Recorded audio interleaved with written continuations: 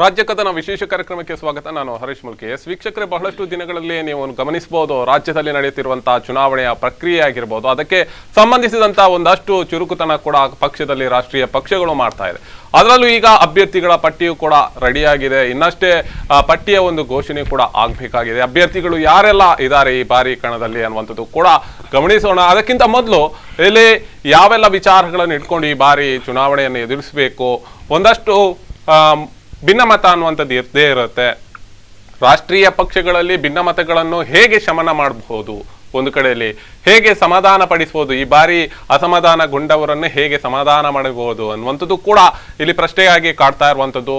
ಒಟ್ಟಾರೆ ಎಲ್ಲ ವಿಚಾರಗಳನ್ನು ಕೂಡ ಇವತ್ತು ರಾಜಕೀಯ ವಿದ್ಯಮಾನಗಳು, ರಾಜ್ಯದಲ್ಲಿ ನಡೆಯುತ್ತಿರುವಂತಹ ಒಂದಷ್ಟು ವಿಚಾರಗಳನ್ನು ಕೂಡ ಇವತ್ತು ನಾವು ಚರ್ಚೆಗಳನ್ನು ಮಾಡ್ಲಿಕ್ಕಿದ್ವಿ. ನಮ್ಮ ಜೊತೆ ವಿಶೇಷವಾಗಿ BA ಮೊಹಮ್ಮದ್ ಹನೀಫ್ ಅವರಿದ್ದಾರೆ, ಪ್ರಧಾನ ಕಾರ್ಯದರ್ಶಿ ಮತ್ತು ವಕ್ತಾರರು, ದಕ್ಷಿಣ ಕನ್ನಡ ಜಿಲ್ಲೆ ಕಾಂಗ್ರೆಸ್. ಹಾಗೆಯೇ ನಮ್ಮ ಜೊತೆ BJP ಮುಖಂಡರಾದಂತಹ ಜಿತೇಂದ್ರ ಕೊಟ್ಟಾರಿ ಅವರು ಕೂಡ ಇದ್ದಾರೆ ಕಾರ್ಯಕ್ರಮದಲ್ಲಿ. ಇಬ್ರು ನಮ್ಮ ಜೊತೆ ಇವತ್ತು ಹಂಚಿಕೊಳ್ತಾರೆ. ಯಾವ ರೀತಿಯ ವಿಚಾರಗಳು ಇವತ್ತು ವಿಚಾರಧಾರೆಗಳನ್ನು ಇವತ್ತು ಇಟ್ಕೊಂಡು ನಾವು ಚರ್ಚೆ ಮಾಡ್ತಾ ಇದ್ವಿ ಅಂತ ಹೇಳಿದ್ರೆ, ಇವತ್ತು ಗಮನಿಸಬಹುದು ಬಹಳಷ್ಟು ಆವೇಶಗಳು ಓಡ್ತಾ ಇದ್ದಾರೆ. ಆ ಮತದಾರರಿಗೆ ಆವೇಶ ಆಗಿರ್ಬೋದು, ಅಭ್ಯರ್ಥಿಗಳನ್ನು ಒಂದು ಕಡೆಯಲ್ಲಿ ಗೆಲ್ಲುವ ಕುದುರೆಯನ್ನು ಒಂದು ಕಡೆಯಲ್ಲಿ ಖರೀದಿ ಮಾಡ್ಲಿಕ್ಕೆ ತಯಾರಿ ನಡೆಸ್ತಾ ಇದ್ದಾರೆ ಅನ್ನುವಂತ ಮಾತುಗಳು ಕೇಳಿ ಬರ್ತಾ ಇರುವಂತದ್ದು. ಒಟ್ಟಾರೆ ಈ ಬಾರಿ ಪ್ರತಿಷ್ಠೆಯ ಕಣ ಆಗ್ತಾ ಇರುವಂತದ್ದು ಕರ್ನಾಟಕ ಅಂತ ಹೇಳಿದ್ರೆ ತಪ್ಪಾಗ್ಲಾರದು. ಇದ್ರ ಬಗ್ಗೆ ಮಾತಾಡ್ತೀನಿ. ಕಾರ್ಯಕ್ರಮಕ್ಕೆ ಇಬ್ಬರಿಗೂ ಸ್ವಾಗತ ಸರ್. ಈಗಾಗಲೇ ನಾವು ಗಮನಿಸಬಹುದು, ಕರ್ನಾಟಕದಲ್ಲಿ ಬಹಳಷ್ಟು ನಿದ್ದೆಗೆಡಿಸುವಂತ ದಿನಗಳು ಹತ್ತಿರ ಬಂದಾಗಿದೆ. ಕೌಂಟ್ ಡೌನ್ ಆಗ್ತಾ ಇದೆ. ಇವತ್ತು 41 ದಿವಸ ಇನ್ನು ಬಾಕಿ ಇದೆ ಅನ್ನುವಂಥದ್ದು. ಈ ವಿಚಾರವನ್ನು ನಾವು ಗಮನಿಸಿದ್ರೆ ರಾಜ್ಯದಲ್ಲಿ ಹೇಗೆ ಸಂಘಟನೆಯನ್ನು ಮಾಡೋದ್ರಲ್ಲಿ BJP ನಿರತವಾಗಿದೆ ಅನ್ನುವಂಥದ್ದು. ರಾಜ್ಯದಲ್ಲಿ ಈಗಾಗಲೇ ಚುನಾವಣೆ ಘೋಷಣೆ ಆಗಿದೆ. ನೀತಿ ಸಂಹಿತೆ ಕೂಡ ಇವತ್ತು ರಾಜ್ಯದಲ್ಲಿ ಇದೆ. ಹೌದು, ನಾವು ಮಾತಾಡಬೇಕಾದ್ರೆ ನೀತಿ ಸಂಹಿತೆಯ ಸ್ವಲ್ಪ ನೆನಪಿಟ್ಟುಕೊಂಡು ನಾವು ಮಾತಾಡಬೇಕಾದಾಗ ಒಂದು ಅಗತ್ಯ ಕೂಡ ನಮಗೆ ಇವತ್ತಿದೆ. ಆದರೂ ನಾವು ಈ 41 ದಿವಸದ ಮುಂದಿನ ಏನು ಸಮಯ ಇದೆ, ಇದನ್ನು ನಾವು ಅತ್ಯಂತ ಸಮರ್ಪಕವಾಗಿ ಬಳಸಿಕೊಳ್ತೇವೆ. ಆದರೆ ಇದಕ್ಕಿಂತ ಹಿಂದೆ ಇರ್ತಕ್ಕಂಥ ನಮ್ಮ ಎಲ್ಲ ಕಾರ್ಯತಂತ್ರಗಳು ಮುಂದೆ ಬರ್ತಕ್ಕಂಥ ಚುನಾವಣೆಗೆ ಪೂರಕವಾಗಿ ಮಾಡಿರ್ತಕ್ಕಂಥ ಕೆಲಸ. ನಮ್ಮ ಬೂತ್ ಸಶಕ್ತೀಕರಣದ ಮುಖಾಂತರ ನಾವು ಪೂರ್ತಿಯಾಗಿ ಎಲ್ಲ ಬೂತ್ಗಳನ್ನು, ಸುಮಾರು 1750 ಬೂತ್ಗಳು ದಕ್ಷಿಣ ಕನ್ನಡದಲ್ಲಿದೆ, ಅದು ಪೂರ್ತಿ ನಾವು ಅದನ್ನು ಆ ಕೆಲಸವನ್ನು ಮುಗಿಸಿದ್ದೇವೆ. ಬೂತಲ್ಲಿ ಪ್ರತಿ ಬೂತಲ್ಲಿ ಒಂದು ಪೇಜ್ ಪ್ರಮುಖನನ್ನಾಗಿ ನೇಮಿಸಿ ಅದೊಂದು ಅಮಿತ್ ಶಾ ಅವರ ಹೊಸ ಕಾರ್ಯತಂತ್ರ, ಅದನ್ನು ಕೂಡ ನಾವು ಕಂಪ್ಲೀಟ್ ಮಾಡ್ತಾ ಇದ್ದೇವೆ. ಮತ್ತು ಏನು ಈಗಾಗಲೇ ರಾಜ್ಯ ಸರ್ಕಾರದ ಏನು ವೈಫಲ್ಯಗಳು ಈಗಾಗಲೇ ಜನರ ಮನಸ್ಸಲ್ಲಿದೆ. ಅದರಲ್ಲೂ ಕೂಡ ದಕ್ಷಿಣ ಕನ್ನಡ ಜಿಲ್ಲೆಯ ಕರಾವಳಿಯಲ್ಲಿ ರಾಜ್ಯ ಸರ್ಕಾರದ ಹಿಂದೂ ವಿರೋಧಿ ನೀತಿ ಈಗಲೂ ಜನಸಾಮಾನ್ಯರು ಮಾತಾಡ್ತಕ್ಕಂಥ ಒಂದು ವಿಚಾರ ಆಗಿದೆ. ಅದಕ್ಕೋಸ್ಕರ ಚುನಾವಣೆಯನ್ನ ಕಾಯ್ತಾ ಇದ್ದಾರೆ ಜನ. ಯಾವತ್ತೂ ಕೂಡ ರಾಜಕೀಯ ಪಕ್ಷಗಳಿಗೆ ಪ್ರತಿ 5 ವರ್ಷಗಳಿಗೊಮ್ಮೆ ಬರ್ತಕ್ಕಂಥ ಈ ಚುನಾವಣೆ ಏನಿದೆ, ಇದೊಂದು ಅಗ್ನಿ ಪರೀಕ್ಷೆ. ಈ ಅಗ್ನಿ ಪರೀಕ್ಷೆಯಲ್ಲಿ ಏನು ಆಡಳಿತ ಕೊಟ್ಟಿರ್ತಕ್ಕಂಥ ಸರ್ಕಾರ ಇದೆ ಅಥವಾ ವಿರೋಧ ಪಕ್ಷ ಏನಿದೆ, ಇದೆಲ್ಲವೂ ಅದರ ಕಾರ್ಯತಂತ್ರವನ್ನ ಮಾಡಿ ಅದು ತಯಾರಿಯನ್ನು ಮಾಡುವಂತ ಒಂದು ವಿಧಾನ, ಅದು ಪ್ರಜಾಪ್ರಭುತ್ವದ ನೆಲೆಗಟ್ಟಿನಲ್ಲಿ ಇದೆ. ಅದಕ್ಕೋಸ್ಕರ BJP ನಮಗೆ ವಿಶೇಷವಾಗಿ ಈ ದಕ್ಷಿಣ ಕನ್ನಡ ಜಿಲ್ಲೆಯಲ್ಲಿ ನಮ್ಮ ಕಾರ್ಯತಂತ್ರದ ಮುಖಾಂತರ ನಾವು ಎಲ್ಲ ಕ್ಷೇತ್ರಗಳನ್ನು ಇವತ್ತು ಗೆಲ್ತೇವೆ ಅಂತ ಹೇಳುವಂಥ ಒಂದು ಆತ್ಮವಿಶ್ವಾಸದಿಂದ ಚುನಾವಣೆಯ ಕಣಕ್ಕೆ ನಾವು ಧುಮುಕ್ಲಿಕ್ಕಿದ್ದೇವೆ. ಈಗಾಗಲೇ CM ಅವರು ಸಿದ್ದರಾಮಯ್ಯರವರು ಕೂಡ ಹೇಳ್ತಾರೆ, ಹಾಲಪ್ಪನವರನ್ನು ಈಗಲೂ ಕೂಡ ನಾನು ಸ್ವಾಗತಿಸಲಿಕ್ಕೆ ರೆಡಿ ಇದ್ದೀನಿ ಅನ್ನುವಂಥದ್ದು. ಹರತಾಳ ಹಾಲಪ್ಪನವರನ್ನು ಯಾವುದೇ ಪ್ರಕರಣದಲ್ಲಿ ಅವರು ಖುಲಾಸೆ ಆಗಿದೆ, ಅವರಿಗೆ ಯಾವುದೇ ಸಮಸ್ಯೆ ಇಲ್ಲ, ನಮ್ಮದಕ್ಕೆ ಬರುವುದಾದ್ರೆ ಬರಬಹುದು ಅನ್ನುವಂಥದ್ದು. ಏನೋ ಖರೀದಿ ಮಾಡುವಂತ ಪ್ರಕ್ರಿಯೆ ನಡೀತಾ ಇದೆಯಾ, ಅಥವಾ BJPಯಿಂದಲೂ ಕೂಡ ವಲಸಿಗರು ಒಂದು ಕಡೆಯಲ್ಲಿ ವಲಸೆ ಹೋಗ್ತಾ ಇದ್ದಾರೆ? ಇಲ್ಲ, BJPಯಿಂದ ವಲಸೆ ಹೋಗುವಂಥದ್ದು ಅಂತಲ್ಲ. ಇವತ್ತು ಕಾಂಗ್ರೆಸ್ಸಿಗೆ ಮುಂದಿನ ಚುನಾವಣೆಯನ್ನು ಗೆಲ್ಲತಕ್ಕಂಥ ಒಂದು ವಿಶ್ವಾಸವನ್ನು ಕಳ್ಕೊಂಡಿದ್ದಾರೆ. ಅದಕ್ಕೋಸ್ಕರ ಏನು ನಮ್ಮ ಸರ್ಕಾರ ಇರುವಾಗ ಗಣಿ ಲೂಟಿ ಮಾಡಿದವರು ಅಂತ ಹೇಳ್ತಾ ಇದ್ರು ಇವರು, ಅಂತ ಅನಂತ್ ಸಿಂಗ್ ಅನ್ನು ಕೂಡ ತಕೊಂಡಿದ್ದಾರೆ. ಏನು ಅತ್ಯಾಚಾರ ಅನಾಚಾರ ಅಂತ ಹೇಳಿ ನಮ್ಮ BJPಯ ಮೇಲೆ ಆರೋಪ ಮಾಡ್ತಾ ಇದ್ರು, ಅಂತಹ ಒಂದು ಜನರ ಮೇಲೆ ಕೂಡ ಇವರಿಗೆ ಆಸೆ ಆಗಿದೆ. ಇದೆಲ್ಲವೂ ಕೂಡ ಏನು ನಾವು ನೋಡ್ತೇವೆ ಅಂತ ಹೇಳಿದ್ರೆ, BJP ಈ ಸಲ 24ನೇ ರಾಜ್ಯವಾಗಿ ಕರ್ನಾಟಕವನ್ನ ಗೆಲ್ಲಲಿಕ್ಕಿದೆ, ಆಡಳಿತ ಮಾಡಲಿಕ್ಕಿದೆ. ಇದನ್ನ ಹೇಗಾದರೂ ಮಾಡಿ ನಾವು ಕಾಂಗ್ರೆಸ್ ಸಂಸ್ಕೃತಿ ಮುಕ್ತ ಭಾರತವನ್ನು ಮಾಡಲಿಕ್ಕೆ ಹೊರಟಿರ್ತಕ್ಕಂಥದ್ದನ್ನ ಈ ಕರ್ನಾಟಕದಲ್ಲಿ ಮಾಡಲಿಕ್ಕೆ ಬಿಡಬಾರ್ದು ಅಂತ ಪ್ರಯತ್ನವನ್ನ ಸಿದ್ದರಾಮಯ್ಯ ಮಾಡ್ತಾ ಇದ್ದಾರೆ. ಆದ್ರೆ ಒಂದು ಸ್ಪಷ್ಟ ಹೇಳ್ತೇನೆ, ಸಿದ್ದರಾಮಯ್ಯನವರಿಗೂ ಕೂಡ ಕಾಂಗ್ರೆಸ್ನವರಿಗೂ ಕೂಡ ಅವರದೇ ಆಂತರಿಕವಾದಂಥ ಅನೇಕ ಭಿನ್ನಮತಗಳ ಮುಖಾಂತರ ಇವತ್ತು ಖುದ್ದು ಯಾರು ಮುಖ್ಯಮಂತ್ರಿ ಸಿದ್ದರಾಮಯ್ಯನವರೇ ಗೆಲ್ಲತಕ್ಕಂಥ ಒಂದು ವಿಶ್ವಾಸ ಅವರಿಗಿಲ್ಲ. ಅದಕ್ಕೋಸ್ಕರ ಅವರ ಚಾಮುಂಡೇಶ್ವರಿ ಕ್ಷೇತ್ರ ಏನಿದೆ ಅದನ್ನು ಕೂಡ ಬದಲಾವಣೆ ಮಾಡಿ ಇವತ್ತು ಬೇರೆ ಬಾದಾಮಿ ಬೇರೆ ಕ್ಷೇತ್ರಕ್ಕೆ ಕಾಲಿಡುವಂತ ಒಂದು ಪರಿಸ್ಥಿತಿ ಇವತ್ತು ಸಿದ್ದರಾಮಯ್ಯನವರಿಗೆ ಬಂದಿರುವಂತದ್ದು. ಮುಂದಿನ ಚುನಾವಣೆಯಲ್ಲಿ ಏನು ಫಲಿತಾಂಶ ನಿರೀಕ್ಷೆ ಮಾಡಬಹುದು ಅಂತ ಹೇಳಿದ್ರೆ ಒಂದು ಉದಾಹರಣೆ ಅನ್ನುವಂಥದ್ದು. ಎಸ್ ಮಹಮ್ಮದ್ ಅವರೇ, ಈಗಾಗಲೇ ಗಮನಿಸಬಹುದು, ಹಾಲಪ್ಪ ಅವರನ್ನು ಒಂದು ಕಡೆಯಲ್ಲಿ ಪಕ್ಷಕ್ಕೆ ಬರ್ಬಹುದು ಅಂತ ಆಹ್ವಾನ ನೀಡಿದ್ದೀರಿ ಅನ್ನುವಂಥ ಒಂದು ಮಾತು. ಬಿಜೆಪಿಯವರು ಒಂದು ಕಡೆಯಲ್ಲಿ ಕಾಂಗ್ರೆಸ್ಗೆ ಬರೋದ್ರಲ್ಲಿ ಏನು ಸಮಸ್ಯೆ ಇಲ್ಲ. ಎಸ್, ಒಪ್ಕೊಳ್ಳೋಣ ಒಂದು ಕಡೆಯಲ್ಲಿ, ಯಾಕಂದ್ರೆ ಬಿಜೆಪಿಯವರು ಕಾಂಗ್ರೆಸ್ಗೆ ಹೋಗ್ತಾರೆ, ಕಾಂಗ್ರೆಸ್ನವರು ಬಿಜೆಪಿಗೆ ಹೋಗ್ತಾ ಇದ್ದಾರೆ. ಆದರೆ ಈಗಾಗಲೇ ಹಾಲಪ್ಪನವರನ್ನು ಕರೆದಿರುವಂತ ವಿಚಾರದಲ್ಲಿ ಏನು ಅದರ ಒಂದು ತತ್ವ ಏನು, ಅಥವಾ ತತ್ವ ಸಿದ್ಧಾಂತಗಳನ್ನು ಮರ್ತಿದ್ದಾರೆ ಅಂತ ನೀವು ಅವರನ್ನು ಕರೀತಾ ಇದ್ದೀರಾ? ನೋಡಿ, ಹಾಲಪ್ಪರಿಗೆ ಈಗ ಬಿಜೆಪಿಯೇ ಟಿಕೆಟ್ ರಿಸರ್ವ್ ಮಾಡಿ ಇಟ್ಟಿದೆ, ಕೊಡ್ತೇನೆ ಅಂತ ಹೇಳುವಂತ ಒಂದು ಸುದ್ದಿ ಕೂಡ ಬರ್ತಾ ಇದೆ. ಈಗ ಕಾಂಗ್ರೆಸ್ನಿಂದ ಕೆಲವು ಲೀಡರ್ಗಳು ಹೋಗಿದ್ದಾರೆ, ಇನ್ನು ಬೇರೆ ಬೇರೆ ಪಕ್ಷಗಳಿಂದ ಕಾಂಗ್ರೆಸ್ಸಿಗೂ ಬರ್ಬೋದು. ಯಾರ ಮೇಲೆ ಎಲ್ಲ ಆರೋಪ ಇಲ್ಲ, ಈಗ ಮುಕ್ತ ಆಗಿದ್ದಾರೆ. ಈಗ ಹಾಲಪ್ಪರ ಮೇಲೆ ಕೇಸ್ ಇದ್ದಿರಬಹುದು, ಅದಿಲ್ಲ. ಮತ್ತೆ ಅವರು ಹಾರ್ಡ್ ಕೋರ್ ಅಲ್ಲ, ಬಿಜೆಪಿಯಲ್ಲಿರೋ ಒಂದು ಹಾರ್ಡ್ ಕೋರ್ ಅಲ್ಲ, ಕಾಂಗ್ರೆಸ್ಸಿನ ಜಾತ್ಯತೀತ ತತ್ವಕ್ಕೆ ಒಗ್ಗಿಕೊಳ್ಳುವಂಥವರು. ಸೊ ಆ ರೀತಿ ಬರುವುದಿದ್ರೆ ಬರಬಹುದು ಅಂತ ಹೇಳಿ. ಇನ್ನು ಇವರು ಈಗ ಹೇಳಿದರು ಕಾಂಗ್ರೆಸ್ ಹಿಂದೂ ವಿರೋಧಿ ಅಂತೇಳಿ. ನೀವು ನಮ್ಮ ಉಸ್ತುವಾರಿ ಸಚಿವರು ಆಗಾಗ ಹೇಳ್ತಾರೆ, ಅದು ಪೊಲೀಸ್ ಇರಲಿ, ಸೈನ್ಯ ಇರಲಿ, ಆಡಳಿತ ಇರಲಿ, MLA ಇರಲಿ, ಯಾರು ಮೆಜಾರಿಟಿ ಯಾರು ಹಿಂದೂಗಳೇ. ಸೊ ಅದರಿಂದ ಈಗ ಕಾಂಗ್ರೆಸ್ ಬಂದರೂ ಕೂಡ ಈ 224 MLAಗಳಲ್ಲಿ ಯಾರು MLAಗಳು, ಯಾರು ಹೆಚ್ಚು ಮಂತ್ರಿಗಳು, ಎಲ್ಲರೂ ಹಿಂದೂಗಳೇ. ಹಾಗೆ ಕಾಂಗ್ರೆಸ್ ಅನ್ನ ಹಿಂದೂ ವಿರೋಧಿ ಅಂತ ಹೇಳುವಂತ ಒಂದು ಚಟ ಬಿಜೆಪಿಗೆ ಆಗಿದೆ, ಅದು ಆಗಬಾರ್ದು. ಮತ್ತೆ ಜಾತ್ಯತೀತ ಸಿದ್ಧಾಂತದಲ್ಲಿರುವಂಥ ಹೆಚ್ಚು ಹಿಂದೂಗಳಿದ್ದಾರೆ. ಸೊ ಅವರನ್ನು ನೋಡಿಕೊಂಡು ನೀವು ಹಿಂದೂ ವಿರೋಧಿಗಳಂತೂ ಬಿಜೆಪಿ ಅಂತೂ ಹೇಳಬಾರ್ದು. ಯಾಕೆಂತ ಹೇಳಿದರೆ ಈ ಒಂದು ಜನರಿಗೆ ಒಳ್ಳೆಯ ವಿಷಯವನ್ನು ಕೊಟ್ಟು ಅವರಿಂದ ಓಟು ಪಡೆದು ಒಳ್ಳೆಯ ಆಡಳಿತವನ್ನು ನೀಡಬೇಕೇ ಹೊರತು ಕೇವಲ ಕೋಮು ಭಾವನೆಯನ್ನು ಪ್ರಚೋದಿಸಿ ಮಾಡುವಂಥ ಇದು ಅದನ್ನು ಬಿಜೆಪಿ ಮಿತ್ರರು ಅದನ್ನು ಮಾಡಬಾರ್ದು ಅಂತ. ಎಸ್ ಮತ್ತೊಂದು ಮಾತು ಇಲ್ಲಿ ಗಮನಿಸಬಹುದು. ವಿಜಯಪುರದಲ್ಲೇ ಈಗಾಗಲೇ 2.91 ಲಕ್ಷ ರೂಪಾಯಿ ಕಾರಿನಲ್ಲಿ ಪತ್ತೆ ಹಾಕಿರುವಂಥದ್ದು, ನಗದು ಪತ್ತೆ ಹಾಕಿರುವಂಥದ್ದು. ಈ ಚುನಾವಣೆ ಬಂತು ಅಂದಾಗ ಒಂದಷ್ಟು ಕುಕ್ಕರ್, ಒಂದಷ್ಟು ಸೀರೆ, ಒಂದಷ್ಟು ನಗದು, ಒಂದಷ್ಟು ಅಮಲು ಪದಾರ್ಥಗಳನ್ನು ಕೊಡುವಂಥದ್ದು ಇದು ಹಿಂದಿನಿಂದಲೂ ಕಾಂಗ್ರೆಸ್ ಮಾಡ್ತಾ ಇದೆ ಅನ್ನುವಂಥದ್ದೊಂದು ಮಾತಿದೆ. ಎಸ್, ಇದಕ್ಕೆ ಈ ಬಾರಿ ಮತ್ತೊಮ್ಮೆ ಪೂರಕವಾಗಿ 2-3 ಕಡೆಗಳ ಸ್ಥಳಗಳಲ್ಲಿ ಸಿಕ್ಕಿದೆ. ಇದಕ್ಕೆ ಏನಂತೀರಾ ತಾವು? ನೋಡಿ, ಕಳ್ಳ ಅಂತ ಯಾರಂತ ಹೇಳುದು, ಕೇವಲ ಕದ್ದವನನ್ನು ಕಳ್ಳ ಅಂತ ಹೇಳಲಿಕ್ಕೆ ಆಗುದು. ಕದ್ದು ಸಿಕ್ಕಿ ಬಿದ್ದವ ಕಳ್ಳ ಅಂತ. ಹಾಗೆ ಅವರಲ್ಲಿ ಇರುವ ಒಂದು ವ್ಯವಸ್ಥೆಯನ್ನು ಉಪಯೋಗಿಸಿಕೊಂಡು ಒಂದು ಕೆಲವರನ್ನು ಹಿಡಿದರು. ಯಾಕೆ ಬಿಜೆಪಿಯಿಂದ ಕೂಡ ಇವತ್ತೀಗ ಹಿಂದುಳಿದ ಸಮಾಜ ಇದಕ್ಕೆ ಹೊಸಕ್ಕೆ ಹೋಗೋಕೆ ಹಣ ಹಿಡಿದದ್ದು ಬಂದಿದೆ. ಸೊ ಸಿಕ್ಕಿಬಿದ್ದವರು ಅದನ್ನು ಚುನಾವಣಾ ಆಯೋಗ ನೋಡಿಕೊಳ್ತದೆ. ಏನು ಚುನಾವಣೆಗೆ ಅಲ್ಲ, ಪ್ರತಿ ವರ್ಷ ಚುನಾವಣಾ ಆಯೋಗ ನೋಡ್ತಲೇ ಇದೆ, ಸಿಕ್ಕಿ ಬೀಳ್ತಾನೆ ಇದೆ. ಹೋದ ಬಾರಿ ನೋಡಿದ್ರೆ ಬಹಳಷ್ಟು ದೊಡ್ಡ ಮಟ್ಟಿನ ಹಣದ ವ್ಯವಹಾರಗಳು ನಡೀತಿವೆ, ಸಿಕ್ಕಿ ಬಿದ್ದದ್ದು ಇದೆ. ಅದು ಎಲ್ಲೋ ಹೋಗುತ್ತೆ, ಕೊನೆಯದಾಗಿ ಏನಾಗತ್ತೆ, ಅಂತವರ ಕೇಸ್ ನಡೀತಾ ಇದೆಯಾ ಅನ್ನೋಂಥದ್ದೇ ಯಾರಿಗೂ ಗೊತ್ತಿಲ್ಲ. ಅದರ ಬಗ್ಗೆ ಹೋರಾಟ ಮಾಡುವವರು ನೋಡಿ, ಹಣದ ವಿಷಯಕ್ಕೆ ಸಂಬಂಧಿಸಿ ಆದಾಯ ತೆರಿಗೆ ಇಲಾಖೆಯಿಂದ ಅದಕ್ಕೆ ಬೇಕಾದ ವಿವರಗಳನ್ನು ಕೊಟ್ಟರೆ ಮತ್ತೆ ತನಿಖೆ ನಂತರ ಬಿಟ್ಟು ಬಿಡ್ತಾರೆ. ಏನು ಅದಕ್ಕೆ ಸೋರ್ಸ್ ಇಲ್ಲ ಆವಾಗ ಮಾತ್ರ. ಇನ್ನು ಹಣ ಇದ್ದ ಕೂಡಲೇ ಇನ್ನು ಬೇರೆ ಉದ್ದೇಶಕ್ಕೆ ಒಂದು ಮದುವೆಗೆ ಹೋಗ್ಬೋದು, ಒಂದು ಕಾರ್ಯಕ್ರಮಕ್ಕೆ ಹೋಗ್ಬೋದು, ಎಲ್ಲವನ್ನು ಚುನಾವಣಾ ಉದ್ದೇಶಕ್ಕೆ ಅಂತ ಹೇಳುವುದಿಲ್ಲ. ಸೊ 50,000ಕ್ಕಿಂತ ಜಾಸ್ತಿ ಹಣ ಇದ್ದಾಗ ಅದಕ್ಕೆ ಹಣ ಒಪ್ಪಿಕೊಳ್ಳೋಣ. ಆದ್ರೆ ಕುಕ್ಕರ್ ಅನ್ನು ಇಟ್ಕೊಳ್ಳುವಂತದ್ದು, ಒಂದು ಕಡೆಯಲ್ಲಿ ಟೈಲರಿಂಗ್ ಮಿಷಿನ್ ಅನ್ನು ಹೆಚ್ಚು ನೀತಿ ಸಂಹಿತೆ ಬಂದ ಮೇಲೆ, ಅದಕ್ಕಿಂತ ಮೊದಲು ಸೀರೆ ಹಂಚಿದ್ದಾರೆ, ಬೇರೆ ವ್ಯವಸ್ಥೆ. ಈಗ ನೀತಿ ಸಂಹಿತೆ ಬಂದ ಮೇಲೆ ಆಗಬಾರ್ದು ಅಂತ ಹೇಳಿ. ಈಗ ಗುಜರಾತಿನಲ್ಲಿ 1 ತಿಂಗಳು ನೀತಿ ಸಂಹಿತೆ, ಆದ್ರೆ ಕರ್ನಾಟಕದಲ್ಲಿ ಸರ್ಕಾರಕ್ಕೆ ಹೆಚ್ಚು ಅವಕಾಶ ಕೊಡಬಾರ್ದು ಅಂತ ಹೇಳಿ ಮತ್ತೆ 47 ದಿವಸ ಜಾಸ್ತಿ ಬೇಗನೆ ನೀತಿ ಸಂಹಿತೆ ತಂದು ಬಿಟ್ಟರು. ಸೊ ಅಂಥದ್ದು ಆಗುವಾಗ ಇದೆಲ್ಲ ಯಾರು ಚುನಾವಣೆಗೆ ರೆಡಿ ಮಾಡಿಕೊಂಡಿದ್ರು ಸ್ವಲ್ಪ ಈ ಒಂದು ವಾರದಲ್ಲಿ ಬರ್ಬೋದು. ಎಸ್, ಇದರಲ್ಲಿ ಬಿಜೆಪಿ ಕೂಡ ಹಿಂದೆ ಬಿದ್ದಿಲ್ಲ ಒಂದು ಕಡೆಯಲ್ಲಿ ಅಂತ ಹೇಳುವಂತ ಮಾತುಗಳು ಕೇಳಿ ಬರ್ತಾ ಇರುವಂತದ್ದು. ಈಗಾಗಲೇ ಗಮನಿಸಬಹುದು, ಅಮಿತ್ ಶಾ ಅವರು ಬಂದಿರುವಂತಹ ಸಂದರ್ಭಗಳಲ್ಲಿ 100 ರೂಪಾಯಿ ಕೊಡ್ತೀನಿ ಅನ್ನುವಂಥದ್ದು ಆವೇಶ ಒಡ್ಡಿಸಿದ್ದಾರೆ, ಅದಕ್ಕೆ ಜನ ಸೇರಿಸಿದ್ದಾರೆ ಅನ್ನುವಂಥದ್ದು ಒಂದು ಆರೋಪ ಕೇಳಿ ಬರ್ತಾ ಇತ್ತು. ತದನಂತರ ಸೀರೆ ಹಂಚುವಂತ ದೃಷ್ಟಿಯಿಂದ ಕೂಡ ಕರೆಯಲಾಗಿದೆ ಅನ್ನುವಂಥ ಮಾತುಗಳು ಕೇಳಿ ಬರ್ತಾ ಇತ್ತು. ಏನು ಒಟ್ಟಾರೆ ವಿಚಾರಗಳು? ವಿರೋಧ ಪಕ್ಷಗಳೆಲ್ಲ ಈವಾಗಲೇ ನಮಗೆ ಕಾಂಗ್ರೆಸ್ಸಿನ ಕೆಲವೊಂದು ಘಟನೆಗಳು ಗೊತ್ತಾಗ್ತಾ ಇದೆ.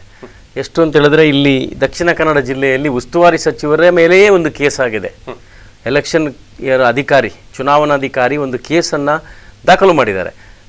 ಒಂದು ನಿಟಿಲಾಪುರ ಕಲ್ಲಡ್ಕದಲ್ಲಿ ನಡೆಯುವಂಥ ಧಾರ್ಮಿಕ ಕಾರ್ಯಕ್ರಮಗಳಲ್ಲಿ ತನ್ನ ಅಭಿವೃದ್ಧಿಯನ್ನು ಎಲ್ಲ ಜನರಿಗೆ ಟಿ ವಿಯ ಮುಖಾಂತರ ತಿಳಿಸಿದ್ದಾರೆ. ಮತ್ತು ಅಲ್ಲಿ ಪ್ರಸ್ತಾವನೆ ಮಾಡಬೇಕಾದ್ರೆ ಈ ದೇವಸ್ಥಾನಕ್ಕೆ ಎಷ್ಟೋ ಲಕ್ಷ ರೂಪಾಯಿ ಕೊಟ್ಟಿದ್ದಾರೆ ಅಂತೇಳುವಂಥ ಒಂದು ಪ್ರಚಾರವನ್ನು ಮಾಡಿದ್ರಿಂದ ಅವರ ಮೇಲೆ ಕೇಸ್ ಆಗಿದೆ. ಸೊ ಈ ಕಾಂಗ್ರೆಸ್ಸಿಗರು ಏನೋ ಸೀರೆ ಹಂಚುವಂಥದ್ದು, ಮದ್ಯ ಹಂಚುವಂಥದ್ದು, ಹಣ ಹಂಚುವಂಥದ್ದು ಈ ದೇಶಕ್ಕೆ ಪರಿಚಯ ಮಾಡಿದವರೇ ಅವರು. ಅದಕ್ಕೋಸ್ಕರ ಏನು ವಿಶೇಷ ಅಂತ ಕಾಣ್ತಾ ಇಲ್ಲ. ಬಿಜೆಪಿ ಕೂಡ ಅನುಕರಣೆ ಅಲ್ಲ, ಬಿಜೆಪಿಯ ಮೇಲೆ ಆರೋಪ ಮಾಡಿದ್ದು ನೋಡಿ, ನೇರವಾಗಿ ಚುನಾವಣಾಧಿಕಾರಿಗಳ ಕೈಗೆ ಸಿಕ್ಕಿ ಬಿದ್ದಂತಹ ಒಂದು ಯಾವುದೋ ಉದಾಹರಣೆಗಳು ಇಷ್ಟವರೆಗೆ ನಮ್ಮ ರಾಜ್ಯದಲ್ಲಿ ಆಗ್ಲಿಲ್ಲ. ಮತ್ತು ಅಮಿತ್ ಶಾ ಬರ್ಬೇಕಾದ್ರೆ 100 ರೂಪಾಯಿ 200 ರೂಪಾಯಿ ಕೊಟ್ಟು ಜನ ತರತಕ್ಕಂತ ಒಂದು ಗತಿ ನಮಗೆ, ಆ ಒಂದು ಪರಿಸ್ಥಿತಿ ನಮಗೆ ಬಿಜೆಪಿ ಅವರಿಗೆ ಬರ್ಲಿಲ್ಲ ಈ ರಾಜ್ಯದಲ್ಲಿ. ಅದಕ್ಕೋಸ್ಕರ ಮಂಡ್ಯದಲ್ಲಿರ್ಲಿ ಎಲ್ಲೂ ಇರ್ಲಿ, ನಮ್ಮ ಬಿಜೆಪಿಯ ಕಲ್ಚರ್ ಅಲ್ಲ ಅದು ಸಂಸ್ಕೃತಿ. ಕಾಂಗ್ರೆಸ್ ಇದ್ದು ಹಣ ಕೊಟ್ಟು ತರ್ತಾರೆ, ಅದು ಬಿಡಿ, ಅದು ನಾವು ಅದನ್ನ ಚರ್ಚೆ ಮಾಡಬೇಕು ಅಂತ ಇಲ್ಲ. ಮತ್ತು ನಾನು ಹೇಳುವಂಥದ್ದು, ಈಗ ಹೇಳಿದ್ರು ಏನೋ ಬಹುಸಂಖ್ಯಾತರು ಹಿಂದೂಗಳು, ಅದೆಲ್ಲ ಅಲ್ಲ. ನಾನು ಹೇಳಿದ್ದು ಕಳೆದ ಸರ್ಕಾರ, ಈ ಕಾಂಗ್ರೆಸ್ನ ಸರ್ಕಾರ ಹಿಂದೂ ವಿರೋಧಿ ನೀತಿಯನ್ನು ಮಾಡಿರುವಂಥದ್ದು ಜನರ ಮೇಲೆ ಅತ್ಯಂತ ಹೆಚ್ಚು ಪರಿಣಾಮ ಬಿದ್ದಿದೆ ಈ ಕರಾವಳಿಯಲ್ಲಿ ಅಂತ ಹೇಳಿದಕ್ಕೆ. ಅದು ಗೋ ಹತ್ಯೆಗೆ ಸಪೋರ್ಟ್ ಮಾಡಿರುವಂತಹದ್ದು, ಮತ್ತು ನಮ್ಮ PFI ಸಂಘಟನೆಯ ಕೇಸ್ ವಾಪಸ್ ತಗೊಂಡಿದ್ದು, 23 ಕಾರ್ಯಕರ್ತರನ್ನು ನಾವು ಕಳ್ಕೊಂಡಿದ್ದು, ಮತ್ತು ಲಿಂಗಾಯತ ವೀರಶೈವ ಅಂತ ಹೇಳುವಂತ ಹಿಂದೂ ಧರ್ಮದ ಒಂದು ಅಂಗವನ್ನ ಒಂದು ತುಂಡು ಮಾಡಿ ಧರ್ಮವನ್ನ ತುಂಡು ಮಾಡುವಂತಹದ್ದು, ಮತ್ತು ಮಠ ಮಂದಿರಗಳನ್ನ ಸರ್ಕಾರೀಕರಣ ಮಾಡುವಂತ ಒಂದು ವ್ಯವಸ್ಥೆಗೆ ಕೈ ಹಾಕಿರುವಂತದ್ದು, ಕೇವಲ ಅಲ್ಪಸಂಖ್ಯಾತ ಮುಗ್ಧರು ಅಂತ ಹೇಳುವಂತ ಅವರ ಕ್ರಿಮಿನಲ್ ಕೇಸ್ಗಳನ್ನು ವಾಪಸ್ ಪಡೆದಿರುವಂತದ್ದು, ಇದೆಲ್ಲ ಪಟ್ಟಿ ಮಾಡಿದ್ರೆ ಕಾಂಗ್ರೆಸ್ಸಿನ ಸಿದ್ದರಾಮಯ್ಯ ಸರ್ಕಾರ ಏನೆಲ್ಲ ಹಿಂದೂ ವಿರೋಧಿ ನೀತಿ ಮಾಡಿದೆ ನಿರಂತರ, ಅದು ಇವತ್ತು ಜನರಿಗೆ ಇಡೀ ರಾಜ್ಯದಲ್ಲೇ ಗೊತ್ತಿದೆ. ಆದ್ರೆ ಅದು ಅತ್ಯಂತ ಹೆಚ್ಚು ಪರಿಣಾಮ ಆಗಿರುವಂತದ್ದು ನಮ್ಮ ಕರಾವಳಿಗೆ. ಅದಕ್ಕೋಸ್ಕರ ಕರಾವಳಿಯ ಜನ ಈ ಚುನಾವಣೆಯನ್ನ ಕಾಯ್ತಾ ಇದ್ದಾರೆ. ಅದಕ್ಕೋಸ್ಕರ ಅದೊಂದು ಭಾಗ. ಇನ್ನೊಂದು ಭಾಗ ಅದೇ ನೀವು ಹೇಳಿದ ಹಾಗೆ, ಏನು ಕಾಂಗ್ರೆಸ್ ಇವತ್ತು ಕಾಂಗ್ರೆಸ್ಸಿನ ಒಂದು ಹಿಡಿತದಲ್ಲಿರ್ತಕ್ಕಂಥ ಕೆಲವೊಂದು ದೊಡ್ಡ ಮಟ್ಟದ ನಾಯಕರು ಈ ಸಿದ್ದರಾಮಯ್ಯನವರ ವಿರುದ್ಧ ಇದ್ದಾರೆ, ಭಿನ್ನಮತ ಸ್ಫೋಟಗೊಂಡಿದೆ ಅಂತ ಹೇಳುವಂತ ಒಂದು ಭಯ ಅವರಿಗೆ ಇದ್ರಿಂದ ನಮ್ಮ ಹಾಲಪ್ಪ ಇರ್ಬೋದು, ಆನಂದ್ ಸಿಂಗ್ ಇರ್ಬೋದು, ಅಥವಾ ಇನ್ನೇನು ಬೇರೆ ಬೇರೆ ಅವರಿಗೆ ಏನು ಆಫರ್ ಕೊಡ್ತಕ್ಕಂಥ ಕೆಲಸವನ್ನು ಇವತ್ತು ಕಾಂಗ್ರೆಸ್ ಮಾಡ್ತಾ ಇದೆ. ಅದು ಮಾಡುವಂಥದ್ದು, ಅದು ಆ ಒಂದು ಧೈರ್ಯವನ್ನು ಕಳ್ಕೊಂಡಿರುವಂತಹ ಒಂದು ಕಾರಣ ಅಂತ ಹೇಳುವಂಥದ್ದು ಸ್ಪಷ್ಟವಾಗಿ ಗೊತ್ತಾಗ್ತದೆ. ಮತ್ತು ಕಾಂಗ್ರೆಸ್ನವರು ಏನು ಇವತ್ತು ಹಣ ಹಂಚುವಂಥದ್ದು, ಅದು ಚುನಾವಣೆಯ ಡಿಕ್ಲೇರ್ ಆದ ನಂತರ ಅಲ್ಲ, ಇದಕ್ಕಿಂತ ಮುಂಚೆ ಮೊಯ್ದೀನ್ ಬಾವ ಅವರು ಇಲ್ಲಿ ಇಡೀ ಏನು ಹಕ್ಕುಪತ್ರ ಹಂಚುವ ಕಾರ್ಯಕ್ರಮದಲ್ಲಿ ಸೀರೆ ಹಂಚಿದ್ದು, ಮತ್ತು ಬೇರೆ ಬೇರೆ ಎಲೆಕ್ಟ್ರಾನಿಕ್ ಐಟಮ್ ಹಂಚಿದ್ದು, ಇದೆಲ್ಲ ಗೊತ್ತಿದೆ, ನಮ್ಮ ದಕ್ಷಿಣ ಕನ್ನಡ ಜಿಲ್ಲೆಯಲ್ಲಿ ನಡೆದಿದೆ. ಆದ್ರೆ ಜನ ಇದಕ್ಕೆಲ್ಲ ಇವತ್ತು 2018ರ ಈ ಸಮಯ ಏನಿದೆ, ಈ ಸಲ ಒಂದು ಡೆವಲಪ್ಮೆಂಟ್ ಅಂತ ಹೇಳಿದ್ರೆ ಸುಮಾರು 7 ಲಕ್ಷಕ್ಕಿಂತಲೂ ಜಾಸ್ತಿ ಹೊಸ ಮತದಾರರು ನಮ್ಮ ಕರ್ನಾಟಕ ರಾಜ್ಯದಲ್ಲಿ ಸೇರ್ಪಡೆಯಾಗಿದ್ದಾರೆ. ಅವರೆಲ್ಲರೂ ಯಾರು ಅಂತ ಕೇಳಿದ್ರೆ ಅವರೆಲ್ಲರೂ ಎಜುಕೇಟೆಡ್ಸ್. ಈಗಿನ ಯೂತ್ ಏನಿದೆ ಅವರೆಲ್ಲರೂ ಎಜುಕೇಟೆಡ್. ಈಗ ನಾವು 2014ರ ಚುನಾವಣೆಯನ್ನ ಎದುರಿಸಿರುವಂತಹದ್ದು ಕೇಂದ್ರದಲ್ಲಿ, ಅದು ಹೊಸ ಯುವ ಪೀಳಿಗೆಗೆ ಒಂದು ಇಂಪಾರ್ಟೆನ್ಸ್ ಅನ್ನ ಕೊಟ್ಟು ಮಾಡಿರುವಂತಹದ್ದು. ಅದಕ್ಕೋಸ್ಕರ ನಮ್ಮ ಸರ್ಕಾರ ಪೂರ್ಣ ಬಹುಮತದಿಂದ ಈ ದೇಶದಲ್ಲಿ ಬಂದಿದೆ. ನಂತರದ 23 ರಾಜ್ಯವನ್ನು ನಾವು ಗೆದ್ದಿರುವಂತಹದ್ದು ಹೊಸ ಮತದಾರರು ಯಾರಿದ್ದಾರೆ, ಅಥವಾ ಎಜುಕೇಟೆಡ್ ವಿದ್ಯಾವಂತ ಮತದಾರರು ಯಾರಿದ್ದಾರೆ, ಇವರು ಇವತ್ತು ಆಸಕ್ತಿಯನ್ನು ಹೊಂದಿದ್ದಾರೆ ರಾಜಕೀಯದಲ್ಲಿ. ಅವರೆಲ್ಲರೂ ಕೂಡ ಚುನಾವಣೆಯ ಕಣಕ್ಕೆ ಬರುವಂತ ಒಂದು ಆಸಕ್ತಿಯನ್ನು ಹೊಂದಿದ್ರಿಂದ ಇವತ್ತು ಬಿಜೆಪಿ 23 ರಾಜ್ಯಗಳಲ್ಲಿ ನಮಗೆ ಅಧಿಕಾರ ಕೊಟ್ಟಿದ್ದಾರೆ. ಅದೇ ಒಂದು ಮಾನಸಿಕತೆ ಇವತ್ತು ಕರ್ನಾಟಕದಲ್ಲೂ ಕೂಡ ಹೊಸ ಮತದಾರರು ಈ ಕಾಂಗ್ರೆಸ್ಸಿನ ಸಂಸ್ಕೃತಿ ಸಾಕು, ಏನು ಇವತ್ತು ಮೋದಿ ಅಂತ ಒಂದು ಸಮರ್ಥ ನಾಯಕತ್ವ ದೇಶದಲ್ಲಿದೆ, ಅವರ ಅಂಡರಲ್ಲಿ ನಾವು ಈ ರಾಜ್ಯವನ್ನು ತರಬೇಕು ಅಂತ. ಯಾಕೆಂದ್ರೆ ನಮ್ಮ ರಾಜ್ಯಕ್ಕೆ ಒಂದು ದುರ್ದೈವ ಏನು ಅಂತ ಹೇಳಿದ್ರೆ, ಕೇಂದ್ರದಲ್ಲಿ ಒಂದು ಸರ್ಕಾರ ಇದ್ರೆ ಈ ರಾಜ್ಯದಲ್ಲಿ ಬೇರೆ ಒಂದು ಸರ್ಕಾರ ಬರ್ತದೆ. ಹೌದು, ಒಂದೇ ಪಕ್ಷಕ್ಕೆ ಸೀಮಿತವಾಗಿರ್ತಕ್ಕಂಥ ಸರ್ಕಾರ ಇವತ್ತಿಗೂವರೆಗೂ ಬರಲಿಲ್ಲ.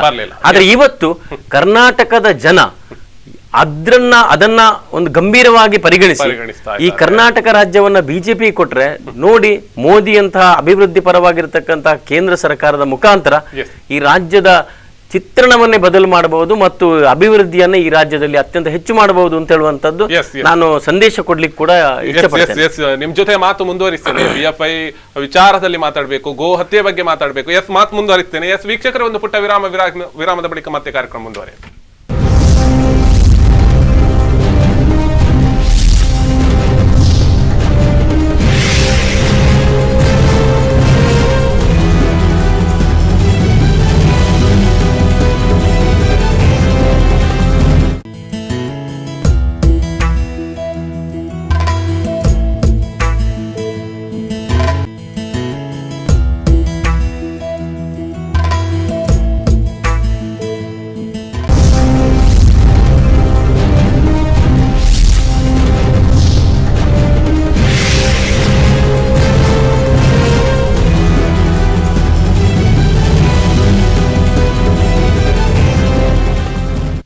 ವಿರಾಮದ ಬಳಿಕ ಮತ್ತೆ ಕಾರ್ಯಕ್ರಮಕ್ಕೆ ಸ್ವಾಗತ. ರಾಜ್ಯ ಕದನದಲ್ಲಿ ಈಗಾಗಲೇ ಬಹಳಷ್ಟು ವಿಚಾರಗಳನ್ನು ನಾವು ಮಾತಾಡ್ತಿದ್ವಿ. ಅದರಲ್ಲೂ ಈಗ ಆರೋಪಗಳ ಪಟ್ಟಿಯೂ ಕೂಡ ಇದೆ. ಈಗಾಗಲೇ ಗಮನಿಸಬಹುದು, PFI ಆಗಿರ್ಬೋದು, SDPI ಆಗಿರ್ಬೋದು, ಇನ್ನಿತರ ವಿಚಾರಗಳಲ್ಲೂ ಕೂಡ ಅವರ ಮೇಲಿರುವಂತಹ ಆರೋಪಗಳು, ಕೇಸುಗಳನ್ನು ಕೂಡ ಹಿಂಪಡೆಯಿರುವಂತದ್ದು ಬಹಳಷ್ಟು ದೊಡ್ಡ ಖೇದಕರ ಅನ್ನುವಂಥದ್ದನ್ನು ಕೂಡ ಬಿಜೆಪಿ ಮುಖಂಡರು ಹೇಳಿದ್ರು. ಹಾಗೆಯೇ ಗೋ ಹತ್ಯೆಯ ಬಗ್ಗೆನೂ ಕೂಡ ಮಾತಾಡಿದ್ರು. ಮಾತು ಮುಂದುವರಿಸ್ತೇನೆ.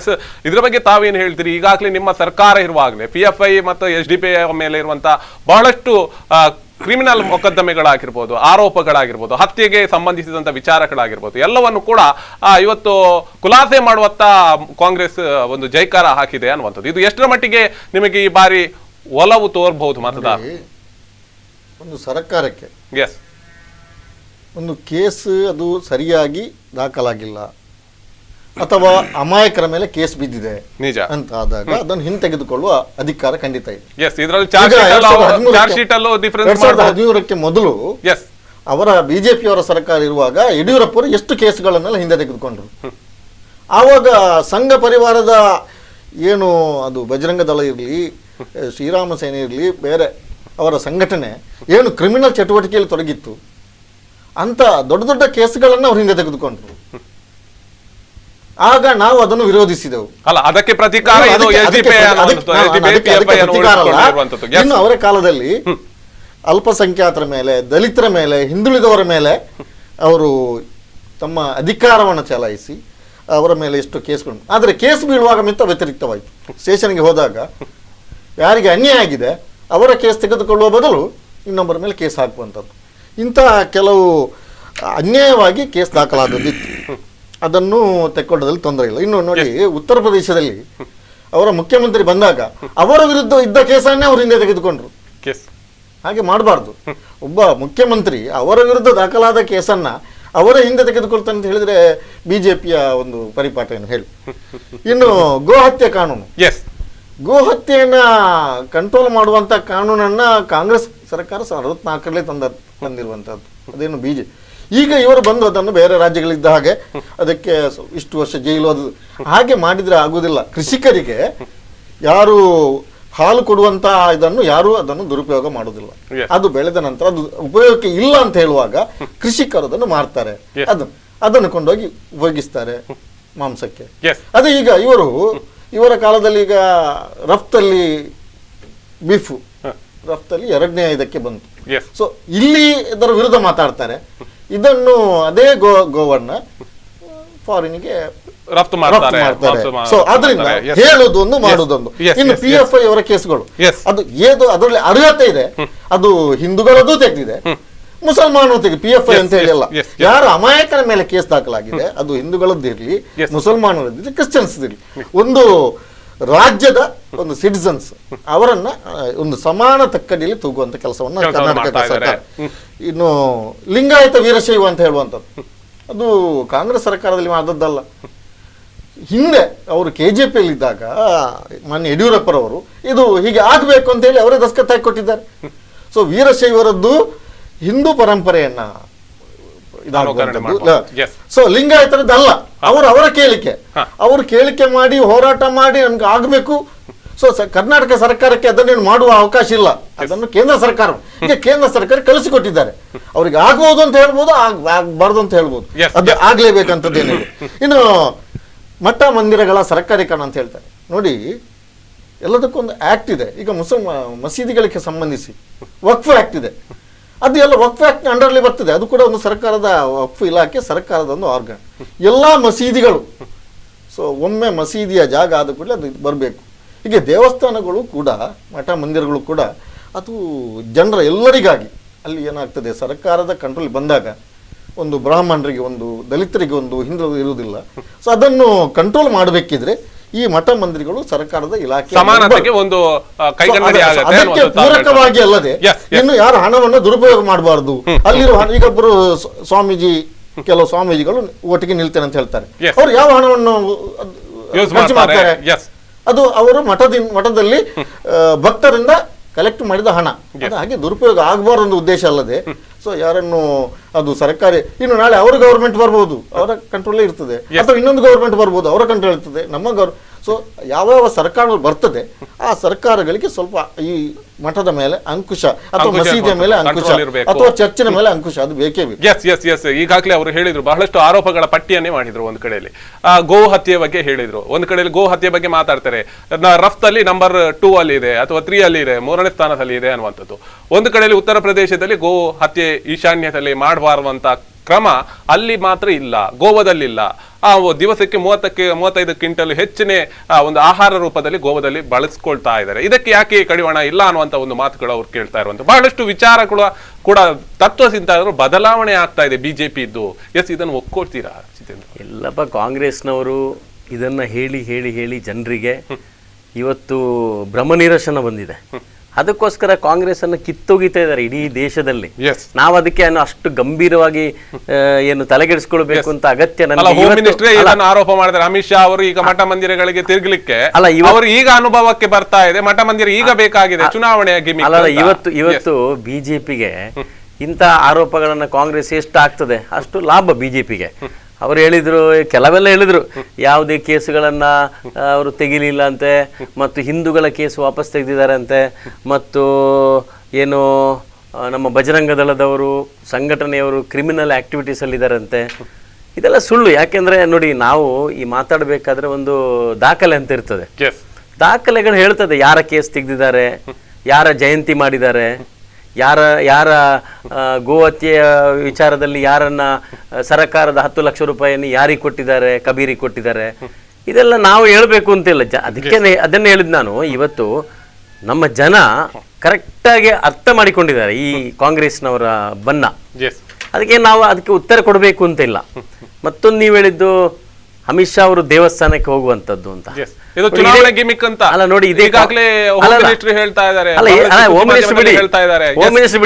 ಇದೇ ಕಾಂಗ್ರೆಸ್ನವರು ಬಿಜೆಪಿಯವರು ಮಠ ಮಂದಿರಗಳಿಂದಲೇ ರಾಜಕೀಯ ಪ್ರಾರಂಭ ಮಾಡಿದ್ದವರು ಅಂತ ಹೇಳಿ ಮೊದಲು ಹೇಳ್ತಾ ಇದ್ರು. ಅಂದ್ರೆ ನಾವು ಈ ರಾಜಕೀಯ ಪ್ರಾರಂಭ ಮಾಡೋದಕ್ಕಿಂತ ಮುಂಚೆನೆ ದೈವಸ್ಥಾನ ಮಠ ಮಂದಿರದಲ್ಲಿ ಇದ್ದವರು ಅಂತ ಅವ್ರು ಹೇಳ್ತಾ ಇದ್ರು ಮುಂಚೆ. ಈಗ ರಾಹುಲ್ ಗಾಂಧಿ ಬಂದ್ರು, ಏನು ಅವರ ಅಧ್ಯಕ್ಷರಾಗಿ ನೇಮಕ ಆದಾಗ ಅವರು ದೇವಸ್ಥಾನಕ್ಕೆ ಹೋಗಬೇಕು ಅಂತ ಅವರಿಗೆ ತಿಳಿಲಿಲ್ಲ. ಏನು ಗುಜರಾತಿನ ಚುನಾವಣೆ, ಅದಕ್ಕಿಂತ ಹಿಂದೆ ಇರ್ತಕ್ಕಂಥ 14 ರಾಜ್ಯಗಳನ್ನು ಕಳ್ಕೊಂಡಾಗ ಈ ದೇಶದಲ್ಲಿ ಹಿಂದೂ ಧರ್ಮದ ಬಗ್ಗೆ ನಾವು ವಿರೋಧ ಮಾಡಬಾರ್ದು, ಹಿಂದುತ್ವದ ಆಧಾರದ ಮೇಲೆ ನಾವು ಸ್ವಲ್ಪ ಮೃದು ಧೋರಣೆ ತರಗಿಬೇಕು ಅಂತ ಹೇಳುವಂತ ಒಂದು ಏನು ಸಲಹೆಯನ್ನ ರಾಹುಲ್ ಗಾಂಧಿಗೆ ಕೊಟ್ಟರು. ಆ ನಂತರ ಅವರು ಮಠ ಮಂದಿರ ಎಲ್ಲ ಭೇಟಿ ಮಾಡ್ಲಿಕ್ಕೆ ಶುರು ಮಾಡಿದ್ರು. ಅದಕ್ಕೋಸ್ಕರ ಶೃಂಗೇರಿಯ ಮಠಾಧೀಶರು, ಪೀಠಾಧಿಪತಿಗಳು ಏನು ಸಿದ್ದರಾಮಯ್ಯ ಮತ್ತು ರಾಹುಲ್ ಗಾಂಧಿ ಹೋದಾಗ ನೇರವಾಗಿ ಹೇಳಿದ್ರು, ಅವರು ನಿಮ್ಮ ಸರ್ಕಾರ ಏನು ಹಿಂದೂ ವಿರೋಧಿ ನೀತಿ ಮಾಡಿದೆ, ಅದು ನೀವು ಮಾಡುವಂತದ್ದು 100ಕ್ಕೆ 100 ತಪ್ಪು ಅಂತ. ನೀವು ಮಾತಾಡಬೇಡಿ, ಅಲ್ಲ ನೀವು ತುರುಕುದು ಬೇಡ, ನೀವು ಮಾತಾಡಬೇಡಿ, ಇದು ಅಲ್ಲ ಮಾಡಬೇಡಿ, ನೀವು ಮಾಡಬೇಡಿ, ಅಲ್ಲ ನೀವು ಮಾತಾಡಬೇಡಿ, ನೀವು ಮಧ್ಯದಲ್ಲಿ ಮಾತಾಡಬೇಡಿ, ಅಲ್ಲ ನೀವು ಮಾತಾಡಬೇಡಿ. ಯಾಕೆ ನೀವು ಮಾತಾಡೋದು? ನೀವು ಮಾತಾಡೋದು ನಾನು ಮಾತಾಡ್ಲಿಲ್ಲ ನೋಡಿ. ನೀವು ಮಾಡಿದ್ರೆ ನಾನು ಮಾಡ್ತೇನೆ. ಮಠಾಧಿಪತಿಗಳು ನೇರವಾಗಿ ಹೇಳಿದ್ದಾರೆ ಅಂತ ಹೇಳುವಂಥದ್ದು ಮಾಧ್ಯಮದಲ್ಲಿ ಬಂದಿದೆ, ಮಾಧ್ಯಮದಲ್ಲೂ ಕೂಡ ಬಂದಿದೆ. ಅದಕ್ಕೋಸ್ಕರ ಎಲ್ಲಾ ಮಠಾಧಿಪತಿಗಳು ಕೂಡ ಇವರಿಗೆ ಮುಖಕ್ಕೆ ನೇರವಾಗಿ ಹೇಳುವಂತ ಒಂದು ಕೆಲಸವನ್ನು ಮಾಡ್ತಾ ಇದ್ದಾರೆ. ಬಿಜೆಪಿಯ ಅಮಿತ್ ಶಾ ಅವರಿಗೆ ಏನು ಮಠ ಮಂದಿರಗಳಿಗೆ ಇವತ್ತು ಹೋಗ್ಬೇಕು ಅಂತಿಲ್ಲ. ಯಾಕೆ ಹೋಗಿದ್ದಾರೆ ಅಂದ್ರೆ ನೋಡಿ, ಸಿದ್ದರಾಮಯ್ಯ ಸರ್ಕಾರ ವೀರಶೈವ ಲಿಂಗಾಯತ ಅಂತ ಹೇಳುವಂತ ವಿಚಾರ ಅದು ತುಂಡು ಮಾಡುವಂತ ವಿಚಾರ ಎಲ್ಲೂ ಇರಲಿಲ್ಲ. ಇವರೆಲ್ಲ ಸುಮ್ಮನೆ ಹೇಳುದು KGP ಅಲ್ಲ. ಇವರು ಸರ್ಕಾರ ಬರುವಾಗ MB ಪಾಟೀಲ್ ಅನ್ನ ಉಪಯೋಗಿಸಿಕೊಂಡು ವೀರಶೈವ ಲಿಂಗಾಯತನ ಒಡೆಯುವಂತ ಕೆಲಸ ಮಾಡಿದ್ರು. ಯಾಕೆ ಗೊತ್ತಾ? ಈ ವೀರಶೈವ ಲಿಂಗಾಯತ ಅಂತ ಲಿಂಗಾಯತರ ಮತ ಅಷ್ಟು ಒಂದು ಪರಿಣಾಮ ಬೀರುವಂತ ಎಲೆಕ್ಷನ್ ಅಲ್ಲಿ ಒಂದು ಪರಿಣಾಮ ಬೀರುವಂತ ಒಂದು ಸಮುದಾಯ ಅದು. ಅದಕ್ಕೋಸ್ಕರ ನಿರ್ಣಾಯಕರು ಅಂತ. ಅದಕ್ಕೋಸ್ಕರ ಇವರ ಕಾಂಗ್ರೆಸ್ಸಿಗರ ಒಂದು ಏನು ಷಡ್ಯಂತ್ರಗಳಿದೆಯಲ್ಲ, ಆ ಒಂದು ಹಿಂದೂ ವಿರೋಧಿ ಷಡ್ಯಂತ್ರದಲ್ಲಿ ಅದು ಒಂದು ಅದನ್ನ ನೇರವಾಗಿ ತುಂಡು ಮಾಡುವಂತ ಕೆಲಸ ಮಾಡಿದ್ರು. ಅದನ್ನ ಸರ್ಕಾರ ಇರುವಾಗ ಇವರೇ ಕರೆದು ಕೆಲವು ಮಠಾಧಿಪತಿಗಳನ್ನೆಲ್ಲ ಬೇರೆ ಬೇರೆ ಬೇರ್ಪಡಿಸಿ ಇವರೊಂದು ವರದಿಯನ್ನ ತರಿಸಿ, ಅದು ಕೂಡ ಅವರ ಆಯೋಗ, ಇವರು ನೇಮಕ ಮಾಡಿದಂಥ ಸದಾಶಿವ ಆಯೋಗ ಅವ್ರು ಹೇಳಿದರು, ಶ್ಯಾಮ್ ಸುಂದರ್ ಆಯೋಗ ಅವ್ರು ಹೇಳಿದ್ರು 6 ತಿಂಗಳು ನಮಗೆ ಬೇಕು, ಇದರ ಬಗ್ಗೆ ಅಭ್ಯಾಸ ಮಾಡಿ ನಾವು ವರದಿ ಕೊಡಬೇಕಾದ್ರೆ 6 ತಿಂಗಳು ಬೇಕು ಅಂತ. ಇವ್ರು ಏನು ಮಾಡಿದ್ರು? ಇವ್ರು ಹೇಳಿದ್ರು ನೀವು 2 ತಿಂಗಳಲ್ಲಿ ಇದರ ವರದಿಯನ್ನು ಮಾಡಲೇಬೇಕು ಮತ್ತು ನಮಗೆ ಇದನ್ನು ತುಂಡು ಮಾಡಲೇಬೇಕು ಅಂತ. ಈಗ ಲಿಂಗಾಯತ ಧರ್ಮ ಆಗಿಲ್ಲ, ಸುಮ್ಮನೆ ಒಂದು ನಿಮಿಷ ಸ್ವಾಮಿ, ನಾನು ಕಂಪ್ಲೇಂಟ್ ಮಾಡ್ತೇನೆ, ನನಗೆ ಗೊತ್ತುಂಟು ಕಂಪ್ಲೇಂಟ್ ಮಾಡ್ತೇನೆ. ಆವಾಗ ಒಂದ್ ನಿಮಿಷ ನೀವು ಮಾತಾಡಬೇಡಿ, ಅಲ್ಲ ನೀವು ಮಾತಾಡಬೇಡಿ, ನೀವು ಮಧ್ಯದಲ್ಲಿ ಮಾತಾಡಬೇಡಿ. ಆವಾಗ ಇವರು 2.5 ತಿಂಗಳ ಮೊದಲೇ ಅದನ್ನ ಆಯೋಗದಿಂದ ಆ ವರದಿಯನ್ನು ತರಿಸಿ ಇವರು ತುಂಡು ಮಾಡಿ ಒಂದು ವರದಿ ಮಾಡಿ ಕೇಂದ್ರಕ್ಕೆ ಕಳಿಸಿದ್ರು. ಇದಕ್ಕೆ ಒಂದು ಮಾನ್ಯತೆ ಕೊಡಬೇಕು, ಇದಕ್ಕೆ ಅಲ್ಪಸಂಖ್ಯಾತ ಮಾನ್ಯತೆಯನ್ನು ಕೊಡಬೇಕು, SC ST ಏನು ಮೀಸಲಾತಿದೆ ಅದನ್ನೇ ಕೊಡಬೇಕು ಅಂತ ಕಳಿಸಿದ್ರು. ಇದೆಲ್ಲ ನಾಟಕ. ಅಂದ್ರೆ ನೀವು ಈ ಕೇಂದ್ರ ಸರ್ಕಾರಕ್ಕೆ ಕಳಿಸಿರೋಂಥ ವರದಿ ಅದು ಯಾವ ರೀತಿಯಲ್ಲೂ ಅದು ಇಂಪ್ಲಿಮೆಂಟೇಷನ್ ಆಗೋದಿಲ್ಲ, ಕೇಂದ್ರ ಸರ್ಕಾರ ಮಾಡೋದಿಲ್ಲ ಅಂತೇಳಿ ಇವರು ಅಮಿತ್ ಶಾ ಅವರು ಇವತ್ತು ಎಲ್ಲಾ ಮಠಾಧಿಪತಿಗಳಿಗೆ ಒಂದು ಕನ್ವಿನ್ಸ್ ಮಾಡ್ಬೇಕು ಅದರ ಬಗ್ಗೆ. ನೀವೇನು ಹೆದರಬೇಡಿ, ಬಿಜೆಪಿ ಸರ್ಕಾರ ಧರ್ಮವನ್ನ ಒಡೆಯುವಂತ ಕೆಲಸ ಮಾಡೋದಿಲ್ಲ, ಇದು ಕಾಂಗ್ರೆಸ್ಸಿನ ಒಂದು ಜಾಯಮಾನ, ಅದಕ್ಕೋಸ್ಕರ ನೀವು ಯಾವುದೇ ರೀತಿಯಾದಂತ ಭಯ ಪಡಬೇಡಿ ಅಂತ ಹೇಳುವಂತ ಒಂದು ವಿಶ್ವಾಸವನ್ನ ಹೇಳುವುದಕ್ಕೋಸ್ಕರ ಇವತ್ತು ಅಮಿತ್ ಶಾ ಕರ್ನಾಟಕದಲ್ಲಿ ಎಲ್ಲ ಮಠಾಧಿಪತಿಗಳ ಹತ್ರ ಹೋಗಿ ಮಠಾಧಿಪತಿಗಳಿಗೆ ವಿಶ್ವಾಸ ತುಂಬತಕ್ಕಂತ ಕೆಲಸವನ್ನ ಮಾಡುವಂತಹದ್ದು. ಅದು ಬಿಟ್ಟು ಏನು ಚುನಾವಣೆಯ ತಂತ್ರ ಅಲ್ಲ. ಅದಕ್ಕೋಸ್ಕರ ಇವರು ಕಾಂಗ್ರೆಸ್ನವರಿಗೆ ಭಯ ಆಗ್ತಾ ಇದೆ. ಇವಾಗ ಏನು ಮಠಾಧಿಪತಿಗಳೆಲ್ಲ ಸೇರಿದ್ದಾರೆ, ನಿನ್ನೆ ಎಲ್ಲಾ ಸೇರಿ ಅಮಿತ್ ಶಾ ಅವರ ಹತ್ರ ಒಂದು ಮೀಟಿಂಗ್ ಆಗಿದೆ, ಅದರಲ್ಲಿ ಆ ವಿಶ್ವಾಸವನ್ನ ಕೊಟ್ಟಿದ್ದಾರೆ, ಭರವಸೆಯನ್ನ ಕೊಟ್ಟಿದ್ದಾರೆ. ಆ ಭರವಸೆಯಿಂದಾಗಿ ಇವರು ಏನು ಹೆದರಿ ಹೋಗಿದ್ದಾರೆ. ಅದಕ್ಕೋಸ್ಕರ ನಮಗೆ ಏನು ಈ ಒಂದು ವಿಚಾರದಲ್ಲಿ ಏನು ಭಯ ಇಲ್ಲ. ನಾವು ಇವತ್ತು ಹೋಗುದಲ್ಲ, ಮಠ ಮಂದಿರಗಳಿಗೆ ಎಷ್ಟೋ ವರ್ಷಗಳಿಂದ. ಮಹಮ್ಮದ್ ಅವರ ಈಗಾಗಲೇ ಹೇಳಿ ಬಹಳಷ್ಟು ವಿಚಾರಗಳನ್ನು ವಿರೋಧ ಮಾಡ್ತಾ ಇದ್ರಿ ತಾವು. ನೋಡಿ, ಈಗ ಈ ಮಠ ಮಂದಿರಗಳನ್ನ ಒಂದು ಧರ್ಮ ರಾಜಕೀಯವನ್ನ ಆರಂಭ ಮಾಡಿದ್ದು ಬಿಜೆಪಿಗರು. ಬೇರೆ ಯಾವ ಪಕ್ಷದವರು ಕೂಡ ನಮಗೆ ಸ್ವಾತಂತ್ರ್ಯಕ್ಕೆ ಇಷ್ಟು ಇದರಲ್ಲಿ ಸಂವಿಧಾನದ ವಿಧಿಗಳನ್ನ ಒಂದು ಜಾತ್ಯತೀತ ನೆಲೆಯಲ್ಲಿ ಹೋಗ್ತಾ ಇತ್ತು. ಅದನ್ನು ಧರ್ಮ ರಾಜಕೀಯ ಮಾಡಿ ಚುನಾವಣೆ ತುಷ್ಟೀಕರಣದ ರಾಜಕೀಯ ಮಾಡಿದ್ದೆ ಇವರು. ಅದು ಯಾರು ಮಾಡಿಲ್ಲ. ತುಷ್ಟೀಕರಣದ ಈ ದೇಶದಲ್ಲಿ ಮುಸಲ್ಮಾನರು ಹೇಳ್ತಾರೆ ನೋಡಿ, ಇವತ್ತು ಮುಸಲ್ಮಾನರು ಈ ದೇಶದಲ್ಲಿ ಕಾಂಗ್ರೆಸ್ನ ವಿರುದ್ಧ ಇದ್ದಾರೆ. ಎಲ್ಲಿ ನಮ್ಮ ದಕ್ಷಿಣ ಕನ್ನಡದಲ್ಲಿ ಮುಸ್ಲಿಂ ಸಮುದಾಯ ಇವರು ನೇರವಾಗಿ ವಿರೋಧ ಮಾಡ್ತಾರೆ. ನಮ್ಮ ಉಸ್ತುವಾರಿ ಸಚಿವರು ರಮಾನಾಥ್ ರೈ ಅವರು ಒಂದು ಸೌಹಾರ್ದ ರ್ಯಾಲಿಯನ್ನು ಹೇಳಿದ್ರು. ಮುಸ್ಲಿಂ ಒಕ್ಕೂಟ, ಈ ದಕ್ಷಿಣ ಕನ್ನಡ ಜಿಲ್ಲೆಯ ಒಕ್ಕೂಟ ನೇರವಾಗಿ ಅದನ್ನ ತಿರಸ್ಕಾರ ಮಾಡಿದ್ರು, ಬಹಿಷ್ಕಾರ ಮಾಡಿದ್ರು. ಅದಕ್ಕೆ ಅಂದ್ರೆ ಈ ಕಾಂಗ್ರೆಸ್ಸಿನ ವಿಚಾರ ಇವರಿಗೆ ಗೊತ್ತಿದೆ. ಅದಕ್ಕೋಸ್ಕರ ಬಿಜೆಪಿಗೆ ಸಪೋರ್ಟ್ ಮಾಡುವ ನೋಡಿ, ಬಿಜೆಪಿಗೆ ಸಪೋರ್ಟ್ ಮಾಡೋದಲ್ಲ, ಕೆಲವು ಮುಸ್ಲಿಂ ಸಂಘಟನೆ ಕೂಡ ಹತ್ತಿರ ಮಾಡಿಕೊಂಡು ಅವರ ಹತ್ರ ಚರ್ಚೆ ಮಾಡಿಕೊಂಡು ನಮಗೆ ಸಪೋರ್ಟ್ ಮಾಡಿ ಅಂತ ಹೇಳುವಂತದ್ದು ಬಿಜೆಪಿಯರ ಜಾಯಮಾನ, ಸಂಘ ಪರಿವಾರ ಜಾಯಮಾನ. ಅದು ದೇಶಾದ್ಯಂತ ನಡೀತಾ ಇದೆ. ಸೊ ಅವರು ಮುಸಲ್ಮಾನರೀಗ ನಿಜವಾದಂತ ಮುಸಲ್ಮಾನರು ನಮ್ಮ ಹತ್ರ ಬರ್ತಾ ಇದ್ದಾರೆ. ಅದು ಹೇಳುವಂತದ್ದು ಹಾಗೆ ಈಗ ರಾಷ್ಟ್ರವಾದಿ ಜನರನ್ನ ಒಂದು ಸಮಾನತೆಯಲ್ಲಿ ನೋಡ್ಬೇಕು. ಇವರು ಏನ್ ಮಾಡಿ ದಲಿತರನ್ನ, ಹಿಂದುಳಿದವರನ್ನ, ಅಲ್ಪಸಂಖ್ಯಾತರನ್ನ ತುಳಿಯುವ ಕೆಲಸ ಮಾಡಿದ್ರು ಯಾರು? ಬಿಜೆಪಿ. ನೀವು ತುಂಡು ಮಾಡುವ ಕೆಲಸ, ತುಂಡು ಮಾಡುವಂತ ಕೆಲಸ ಅಹಿಂದದ ಮೂಲಕ ತುಂಡು ಮಾಡಿದ್ರು ಅಂತ ಹೇಳಿದ್ರು. ಏನು ಕೊಡ್ಲಿಲ್ಲ ಅಲ್ಪಸಂಖ್ಯಾತರು, ಹಿಂದುಳಿಸಲ್ಪಟ್ಟವರು ಮತ್ತೆ ದಲಿತರು ಇವರನ್ನೆಲ್ಲ ಒಟ್ಟಿಗೆ ತಂದು ನೋಡಿ, ನೀವು ಅಣ್ಣ ತಮ್ಮಂದಿರು, ಈಗ ಮೇಲ್ವರ್ಗದ ಜಾತಿ ನಿಮ್ಮನ್ನು ಕೆಲವೊಮ್ಮೆ ನಿಮ್ಮನ್ನು ತುಳಿಬಹುದು, ಹಾಗೆ ತುಳಿತಕ್ಕೆ ಒಳಪಡಬೇಡಿ, ನೀವು ನಿಮ್ಮ ಹಕ್ಕನ್ನು ಕೇಳಿ ಅಂತ ಹೇಳುವಂಥದ್ದು ಅವರೊಂದು ಅವೇರ್ನೆಸ್ ಕ್ಯಾಂಪ್ ಅಲ್ಲದೆ ಅದನ್ನು ತುಂಡು ಮಾಡುವಂಥದ್ದಲ್ಲ. ಈಗ ಈ ಲಿಂಗಾಯತ ಧರ್ಮವನ್ನ ಇವರು ಹೇಳ್ತಾರೆ ತುಂಡು ಮಾಡಿದ್ದು ಅಂತ ಹೇಳುವಂಥದ್ದು. ಸೊ ಅವರ ಧರ್ಮ ಅವರಿಗೆ ಬೇಕಂದ್ರೆ, ಈಗ ಜೈನರು ಕೇಳಿದ ಹಾಗೆ, ಈಗ ಅಮಿತ್ ಶಾ ಯಾರು? ಅವರು ಜೈನರು, ಅವರು ಹಿಂದೂ ಅಲ್ಲ. ಈಗ ಬಂದು ಅವ್ರು ಹಿಂದೂ ಸ್ವಾಮಿ, ನಿಮ್ಗೆ ಇಂಥ ಒಂದು ಅಲ್ಲ, ನೀವು ಜೈನರು ಅಂದ್ರೆ ಹಿಂದೂಗಳೇ ಅವರು. ನೀವು ಸುಮ್ನೆ ಹೇಳ್ಬೇಕು. ನಿಮ್ಗೇನು ಗೊತ್ತಿಲ್ಲ ಅಮಿತ್ ಶಾ ಅವರ ಬಗ್ಗೆ, ಏನು ಗೊತ್ತಿಲ್ಲ ಮಾತಾಡ್ಲಿಕ್ಕೆ ನಿಮ್ಗೆ. ನಿಮ್ಗೇನು ಗೊತ್ತು ಅಮಿತ್ ಶಾ ಅವರ ಬಗ್ಗೆ? ಜೈನ ಪರಂಪರೆಯಲ್ಲಿ ಬಂದವರು, ಅವರು ಜೈನರು, ಅದು ಹಿಂದೂ ಧರ್ಮದ ಒಂದು ಭಾಗ. ಹಿಂದೂಗಳಿಗೆ ನಿಮ್ಗೆ ಗೊತ್ತಿಲ್ಲ ಅಂತೂ ಅವರೊಂದು ಸಪರೇಟ್ ಧರ್ಮವನ್ನು ಹೊಂದಿರುವಂತವರು. ಸೊ ಹಾಗೆ ಲಿಂಗಾಯತರು ಕೂಡ ನಾವು ಕೂಡ ಸಪರೇಟ್ ನಮ್ಮದು ಧರ್ಮ ಅಂತೇಳಿ ಅವರು ಕೇಳಿದಾಗ, ಅವರು ರಾಜ್ಯಾದ್ಯಂತ ಹೋರಾಟ ಮಾಡಿದಾಗ, ಅವರ ಧರ್ಮ ಗುರುಗಳು ಕೇಳಿದಾಗ, ಸೊ ಇದರಲ್ಲಿ ಅಲ್ಲ, ಹಾಗಾದ್ರೆ ವೀರಶೈವರು ಬೇಡ ಅಂತ ಹೇಳಿದ್ರು. ಹಾಗೆ ನೀವು ಕೇಳಿದ್ರ? ವೀರಶೈವರು ಬೇಡ ಅಂತ ಹೇಳಿದ್ರು. ನೋಡಿ, ಇವರು ತುಂಡು ಮಾಡುವುದನ್ನು ಮಾತ್ರ ಕೇಳೋದು ಕಾಂಗ್ರೆಸ್. ವೀರಶೈವರು ಒಪ್ಪಿಕೊಂಡು ಬಂದ್ರೆ, ವೀರಶೈವರು ಒಪ್ಪಿಕೊಂಡು ಬಂದ್ರೆ ಓಕೆ, ಲಿಂಗಾಯತರೊಟ್ಟಿಗೆ ಇರಬಹುದು. ಇಲ್ಲ ನಾವು ಹಿಂದೂ, ಮತ್ತೆ ಯಾಕೆ ನೀವು 2 ತಿಂಗಳಲ್ಲಿ ವರದಿಗೆ ತರಿಸಿದ್ರಿ? ಅದಕ್ಕೆ ಕೂಡ ಅವಕಾಶ ಇದೆ. ಯಾರು ತುಂಡು ಮಾಡಲಿಲ್ಲ. ಅಲ್ಲ, 6 ತಿಂಗಳನ್ನ 2 ತಿಂಗಳಲ್ಲಿ ಯಾಕೆ ನೀವು ವರದಿ ತರಿಸಿದ್ರಿ? ಕೊಟ್ಟಿದ್ದಾರೆ, ಅದನ್ನು ನೀವು ರಿಸೀವ್ ಮಾಡ್ತೀರಾ ಬಿಟ್ಟಿದ್ರೆ ನಿಮಗೆ, ಅದನ್ನು ನೀವು ಅವರಿಗೆ ಅನ್ಯಾಯ ಆದ್ರೆ ಲಿಂಗಾಯತರು ಅವರ ಹೋರಾಟವನ್ನು ಮಾಡ್ತಾರೆ. ಆದ್ರೆ ಈಗ ಯಾವುದು ತುಂಡಾಗ್ಲಿಲ್ಲ, ಈಗ ಹಿಂದೂ ಧರ್ಮದಲ್ಲಿ ಇದ್ದಾರೆ. ಸೊ ಇವರ ವಾಯ್ಸ್ ಅನ್ನ ರಾಜ್ಯ ಸರ್ಕಾರ ಸೆಂಟ್ರಲ್ ಗವರ್ಮೆಂಟ್ ಗೆ ತಲುಪಿಸಿದೆ. ನಿಮ್ ಜೊತೆ ಮಾತು ಮುಂದುವರಿಸ್ತೇನೆ. ವೀಕ್ಷಕರ, ಒಂದು ಪುಟ್ಟ ವಿರಾಮದ ಬಳಿಕ ಕಾರ್ಯಕ್ರಮ ಮುಂದುವರಿಯುತ್ತೆ.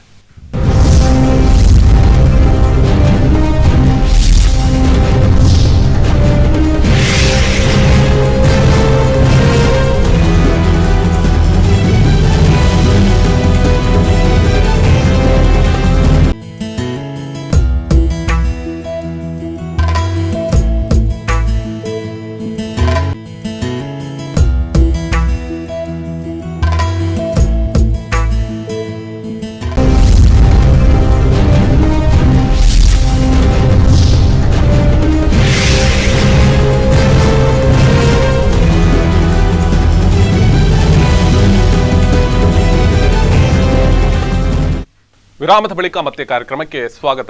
ವೀಕ್ಷಕರೇ, ಈಗಾಗಲೇ ಗಮನಿಸಬಹುದು, ರಾಜ್ಯದಲ್ಲಿ ಚುನಾವಣೆ ಆದ್ರೆ ಒಂದು ಕಡೆಯಲ್ಲಿ ಅಭ್ಯರ್ಥಿಗಳು ಪಟ್ಟಿಯು ಕೂಡ ಜಾಸ್ತಿ ಆಗ್ತಾ ಇದೆ.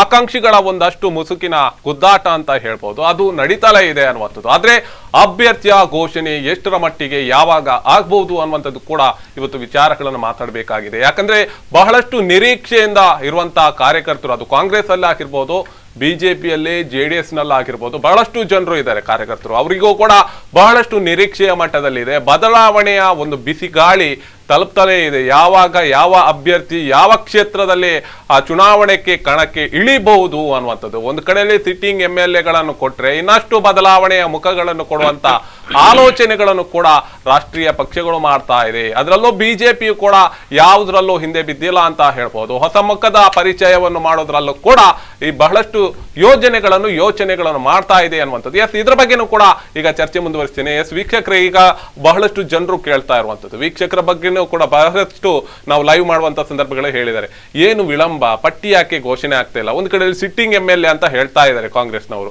ಯಾಕೆ ಅವರೇ ಚುನಾವಣೆಯ ಪ್ರಚಾರದಲ್ಲಿ ಇಡಬಹುದಿತ್ತಲ್ಲ, ಯಾಕೆ ಇನ್ನು ಪಟ್ಟಿ ಘೋಷಣೆ ಮಾಡಿಲ್ಲ ಅನ್ನುವಂಥದ್ದು? ಯಾಕೆ ಅಮಿತ್ ಶಾ? ಈಗ ನಾವು ಸ್ವಲ್ಪ ಬೇಗ ಪ್ರಕಟಪಡಿಸ್ತಾ ಇದ್ದೇವೆ. ಘೋಷಣೆ ಮಾಡಲೇಬೇಕು, ಇನ್ನು ಚುನಾವಣೆ ಮಾಡ್ತಾ ಇದೆ, 15 ದಿವಸದಲ್ಲಿ ಘೋಷಣೆ ಮಾಡಲೇಬೇಕು ನೀವು.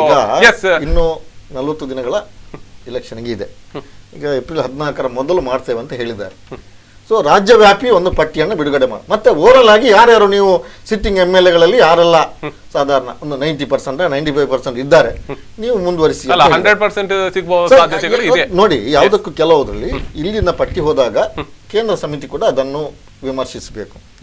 ಸೊ ಆದ್ರಿಂದ ಒಟ್ಟಾಗಿ ಒಂದು ಪಟ್ಟಿಯನ್ನು ಬಿಡುಗಡೆ ಮಾಡಿದಾಗ, ಮತ್ತೆ ಕೆಲವರು ನಮಗೆ ಟಿಕೆಟ್ ಬೇಕು, ಯಂಗ್ಸ್ಟರ್ಸ್ ನಮಗೆ ಟಿಕೆಟ್ ಬೇಕಂತ ಕೇಳುವ ಪ್ರಮೇಯ ಕೂಡ ಇರ್ತದೆ. ಎಲ್ಲವನ್ನ ಅವರನ್ನು ಸಮಾಧಾನ ಪಡಿಸಿಕೊಂಡು ಅಂತೂ ಕಾಂಗ್ರೆಸ್ಗೆ ಸಂಬಂಧಿಸಿ ಸಿಟ್ಟಿಂಗ್ MLAಗಳಿಗೆ ಟಿಕೆಟ್ ಕೊಡ್ತೇವೆ ಅಂತ ಹೇಳಿದ್ದಾರೆ. ಸೊ ಅದರಲ್ಲಿ ಒಂದು 5% ಆಚೀಚೆ ಆಗ್ಲಿಕ್ಕೆ ಸಾಕು ಅನ್ನೋದು. ಮತ್ತೊಂದು, ವರಿಷ್ಠರೊಬ್ರು ಬಹಳಷ್ಟು ವಿಚಾರಗಳನ್ನು ರಾಹುಲ್ ಅವರ ಜೊತೆನೆ ಮಾತಾಡಿದ್ದಾರೆ. ಅದು ಜನಾರ್ದನ ಪೂಜಾರಿ ಅವರ ಒಂದು ಮಾತು ಕೇಳಿ ಬರ್ತಾ ಇತ್ತು, ಮೊಹಿದ್ದೀನ್ ಅವರನ್ನು ಬದಲಾವಣೆ ತರಬೇಕು, ಅಲ್ಲಿ ಬೇರೆ ಅಭ್ಯರ್ಥಿಗೆ ಬದಲಾವಣೆಯನ್ನು ತರುವಂತ ಕ್ಷೇತ್ರ ಆಗ್ಬೇಕು ಅನ್ನುವಂತ ಅವರ ಮಾತು ಕೇಳ್ತಾ ಇತ್ತು. ಇದ್ರ ಬಗ್ಗೆ ನಿಮ್ಮ ಅಭಿಪ್ರಾಯಗಳೇನು? ನಿಜವಾಗಿ ಅಂತ ಕ್ಷೇತ್ರದ ಬದಲಾವಣೆಗಳು, ಅಭ್ಯರ್ಥಿಯ ಬದಲಾವಣೆ ಆಗ್ಬಹುದಾ? ಹೇಳಲಿಕ್ಕೆ ಕೇಳಲಿಕ್ಕೆ ಎಲ್ರಿಗೂ ಅವಕಾಶ ಇದೆ. ಎಲ್ಲ ನಾಯಕರು ಅವರವರ ಒಂದು ಫಾಲೋವರ್ಸ್ ಆಗಿ ಟಿಕೆಟ್ ಕೊಡಬೇಕಂತ ಹೇಳುವಂಥದ್ದು ಪ್ರಯತ್ನ ಮಾಡ್ತಾರೆ ಎಲ್ಲ ಪಕ್ಷಗಳಲ್ಲಿ ಕೂಡ. ಇನ್ನು ದಕ್ಷಿಣ ಕನ್ನಡಕ್ಕೆ ಸಂಬಂಧಿಸಿ 2 ಮುಸ್ಲಿಂ ಅಲ್ಪಸಂಖ್ಯಾತರಿಗೆ ಕೊಟ್ಟಿದ್ರು. ಹಾಗೆ ಮೊಹಿದ್ದೀನ್ ಅವರು ಅದನ್ನು ಅಲ್ಲಿ ವಿನ್ ಆಗುವುದಿಲ್ಲ, ಬಿಜೆಪಿ ಬರುವ ಕ್ಷೇತ್ರ ಅಂತ ಒಂದು ಕ್ಷೇತ್ರವನ್ನ ಅವರು ಗೆದ್ದು ತೋರಿಸಿದ್ದಾರೆ. ಮತ್ತೆ ಅಲ್ಲಿ ನಡೆದ ಅಭಿವೃದ್ಧಿ ಕಾರ್ಯಕ್ರಮಗಳಿಗೆ ಎಲ್ಲ ಜನರು, ಹಿಂದೂ ಮುಸ್ಲಿಮರು ಎಲ್ಲರೂ ಸೇರಿಕೊಂಡು ಅವರ ಒಂದು ಅಭ್ಯರ್ಥನೆಗೆ ಒಲವಿದೆ. ಅದರಿಂದ ಅವರ ಅಭ್ಯರ್ಥನೆ ಬದಲಾವಣೆ ಆಗೋದಿಲ್ಲ ಅನ್ನುವಂಥದ್ದು. ಎಸ್ ಕೊಠಾರಿ ಅವರು ಈಗಾಗಲೇ ಗಮನಿಸಬಹುದು, ಬಂಟ್ವಾಳ ಕ್ಷೇತ್ರವನ್ನು ಗಮನಿಸಿದ್ರೆ ಒಂದಷ್ಟು ಬದಲಾವಣೆ ಆಗುವಂತ ಸಾಧ್ಯತೆಗಳು ಇದೆ ಅನ್ನುವಂಥದ್ದು ಒಂದು ಮಾತು ಕೇಳಿ ಬರ್ತಾ ಇರುವಂಥದ್ದು. ಇನ್ಯಾವುದೋ ಕ್ಷೇತ್ರದಿಂದ ಅಭ್ಯರ್ಥಿಯನ್ನು ಕಣಕ್ಕಿಳಿಸುವಂತ ಸಾಧ್ಯತೆಗಳು ಇದೆ, ಬಹಳಷ್ಟು ಪ್ರಭಾವಿ ನಾಯಕರು ಕೂಡ ಅವರು ಅಂತ. ಇನ್ನೊಂದು ಕಡೆಯಲ್ಲಿ ಮೂಡಬಿದ್ರೆ ಕ್ಷೇತ್ರದಲ್ಲೂ ಕೂಡ ಅಭ್ಯರ್ಥಿಯ ಬದಲಾವಣೆ ಆಗ್ಬಹುದು. ಈಚೆಯಿಂದ ಸುರತ್ಕಲ್ಲಲ್ಲೂ ಕೂಡ ಗಮನಿಸಬಹುದು, ಅಲ್ಲೂ ಕೂಡ ಆಕಾಂಕ್ಷಿಯ ಪಟ್ಟಿಯಲ್ಲಿ ಪಾಲೆಮಾರ್ ಅವರನ್ನು ಬದಲಾವಣೆ ಮಾಡಬಹುದು ಅಥವಾ ಅವರನ್ನೇ ಕಂಟಿನ್ಯೂ ಮಾಡುವಂತ ಸಾಧ್ಯತೆಗಳು. ಇದೆಲ್ಲ ದ್ವಂದ್ವಗಳು ಯಾವಾಗ ನೀಟಾಗಿ ಫಿನಿಶ್ ಆಗುತ್ತೆ?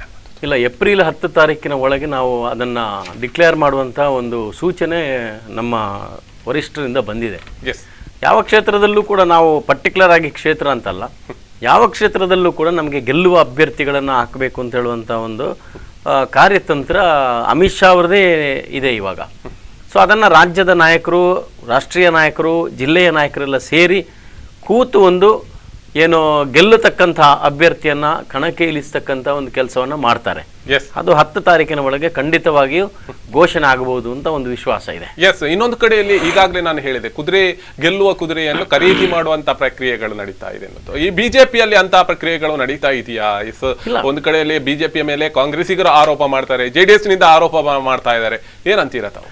ಇದೆಲ್ಲವೂ ಚುನಾವಣೆ ಬಂದಾಗ, ಚುನಾವಣೆ ಡಿಕ್ಲೇರ್ ಆದ್ಮೇಲೆ ಈ ಒಂದು ವಿಚಾರಗಳೆಲ್ಲ ಸಾಮಾನ್ಯವಾಗಿ ನಡೀತಾ ಇರ್ತದೆ.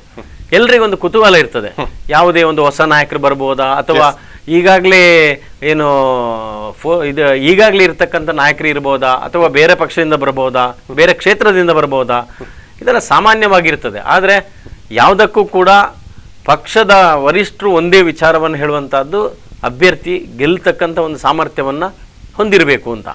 ಆ ನಿಟ್ಟಿನಲ್ಲಿ ಖಂಡಿತವಾಗಿ ಬಿಜೆಪಿಯಲ್ಲಿ ಗೆಲ್ಲತಕ್ಕಂಥ ಒಂದು ಅಭ್ಯರ್ಥಿಯನ್ನ ಕಣಕ್ಕಿಳಿಸ್ತಕ್ಕಂಥ ಒಂದು ಕೆಲಸವನ್ನ ಮಾಡಿ, ಒಂದು ಕಡೆಯಲ್ಲಿ ಅಥವಾ ಪಕ್ಷೇತರವಾಗಿ ನಿಲ್ತೇವೆ, ಸ್ವತಂತ್ರ ಅಭ್ಯರ್ಥಿಯಾಗಿ ನಿಲ್ತೇವೆ ಅನ್ನುವಂಥದ್ದು ಭಿನ್ನಮತ ಸ್ಫೋಟ ಆದಲ್ಲಿ ಯಾವ ರೀತಿಯ ಒಂದು ಮುಂಜಾಗ್ರತೆಯನ್ನು ಪಕ್ಷ ಮಾಡ್ತದೆ ಅಥವಾ ಅಂತ ಆಲೋಚನೆಗಳನ್ನು ಬಿಜೆಪಿ ಯಾವ ರೀತಿಯಲ್ಲಿ ಮಾಡಬಹುದು? ಇಲ್ಲ, ಖಂಡಿತವಾಗಿ ನೋಡಿ, ಪಕ್ಷೇತರವಾಗಿ ನಿಲ್ತಕ್ಕಂಥ ಒಂದು ಏನು ಏನು ಹಕ್ಕು ಅವರಿಗಿದೆ. ಪ್ರಜಾಪ್ರಭುತ್ವದಲ್ಲಿ ಯಾರಿಗೂ ಕೂಡ ಚುನಾವಣೆಯನ್ನು ಎದುರಿಸಬಹುದು.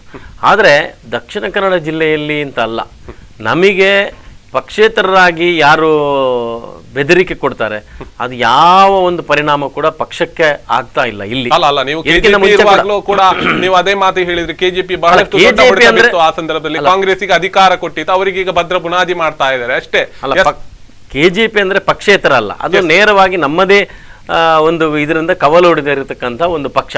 ಪಕ್ಷೇತರರಾಗಿ ಅಂತ ಹೇಳಿದ್ರೆ ಒಂದು ವೈಯಕ್ತಿಕವಾಗಿ ನಾನು ಚುನಾವಣೆಗೆ ನಿಲ್ತೇನೆ ಅಂತ ಹೇಳುವಂತ ಒಂದು ಸಿಗ್ಲಿಲ್ಲ ಅಂತ ಹೇಳಿ ಸ್ವತಂತ್ರವಾಗಿ ಅಭ್ಯರ್ಥಿ ನಾನು ಕಣಕ್ಕಿಳಿತೇನೆ ಅಂತ ಹೇಳುವಂತ ಒಂದು ಥ್ರೆಟ್ ಏನಿದೆ, ಬೆದರಿಕೆ ಏನಿದೆ, ಅದು ನಮ್ಮ ಬಿಜೆಪಿಗೆ ಯಾವ ರೀತಿಯಾಗಿ ಪರಿಣಾಮ ಕೂಡ ಆಗ್ತಾ ಇಲ್ಲ, ಅದು ಆಗ್ಲೂ ಇಲ್ಲ ಈ ಸಲ. ಸೊ ಅದಕ್ಕೋಸ್ಕರ ನಾವು ಅದನ್ನ ಅಷ್ಟು ಗಣನೆಗೆ ತಗೊಳ್ಳುವಂತದ್ದು ಇಲ್ಲ.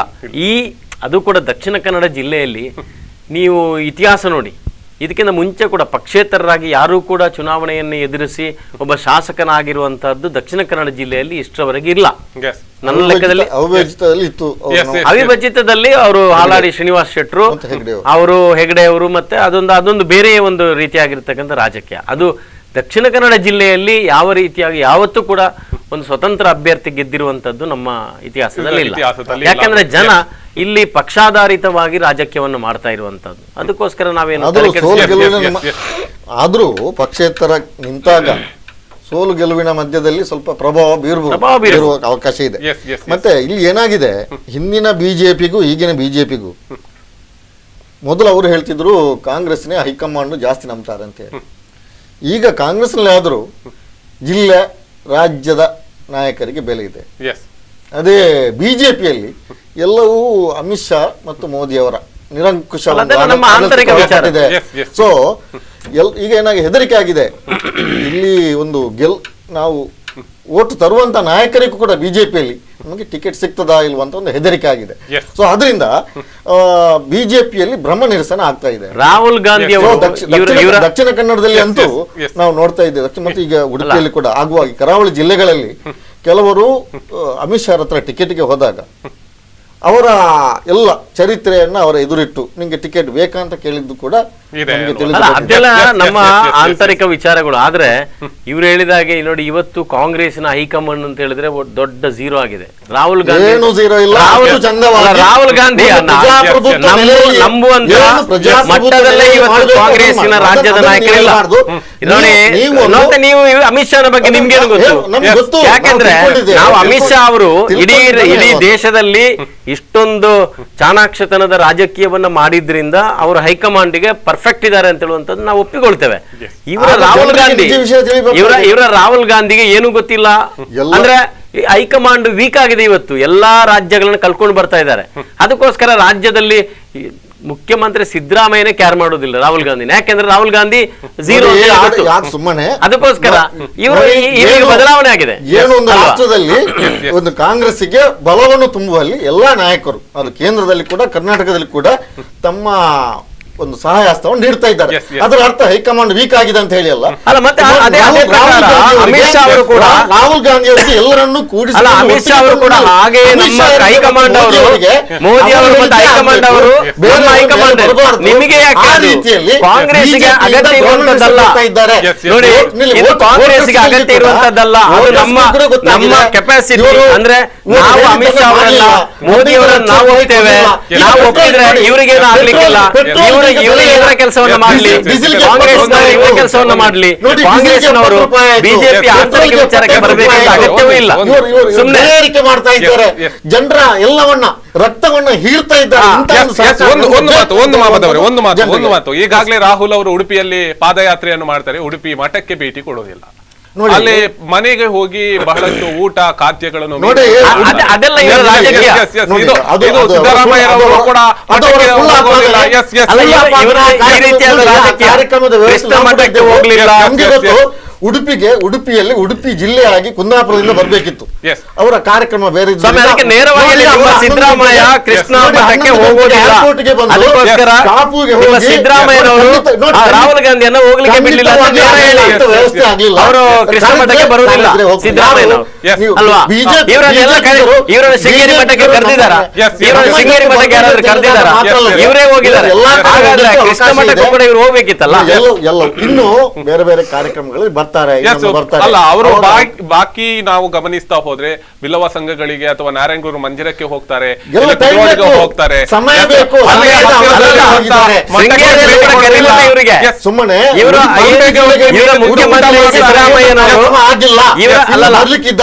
ಸಿದ್ದರಾಮಯ್ಯನವರು ಹೋಗ್ಲಿಲ್ಲ. ಸಿದ್ದರಾಮಯ್ಯನವರು 4 ಸತಿ ಉಡುಪಿಗೆ ಭೇಟಿ ಆದ್ರೂ ಕೂಡ ಕೃಷ್ಣ ಮಠಕ್ಕೆ ಹೋಗಲಿಲ್ಲ. ರಾಹುಲ್ ಗಾಂಧಿ ಕೂಡ ಹೋಗ್ಲಿಲ್ಲ. ಯಾಕಂದ್ರೆ ಇವರ ದ್ವಂದ್ವ ನಿಲುವು.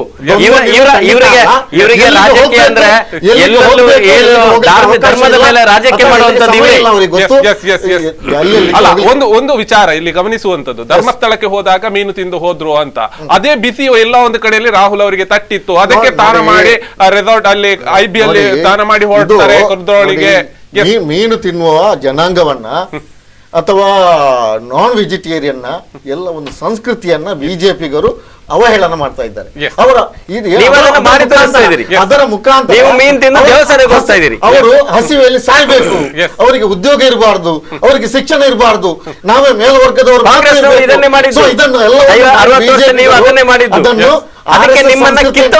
RSS ಸಂಸ್ಕೃತಿಯನ್ನು ಕರ್ನಾಟಕದ ಜನತೆ ಇದು ಬಹಳ ಅರ್ಥ ಮಾಡಿಕೊಂಡಿದ್ದಾರೆ.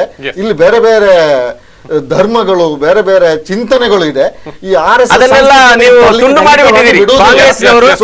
ನೋಡಿ, ಇಲ್ಲಿರುವಂತಹ ಧರ್ಮ ಚಿಂತನೆ ನೋಡಿ, ಕೊನೆಯದಾಗಿ ಹೇಳುದು ಅದನ್ನೇ ನೋಡಿ. ಕಾಂಗ್ರೆಸ್ನವರು ಎಷ್ಟೇ ಹೇಳಿ ಇವತ್ತು ದೇಶದ ಜನರಿಗೆ ಕಾಂಗ್ರೆಸ್ ಬೇಡ ಅಂತ ಹೇಳುವಂತ ಮಾನಸಿಕತೆ ಇದೆ.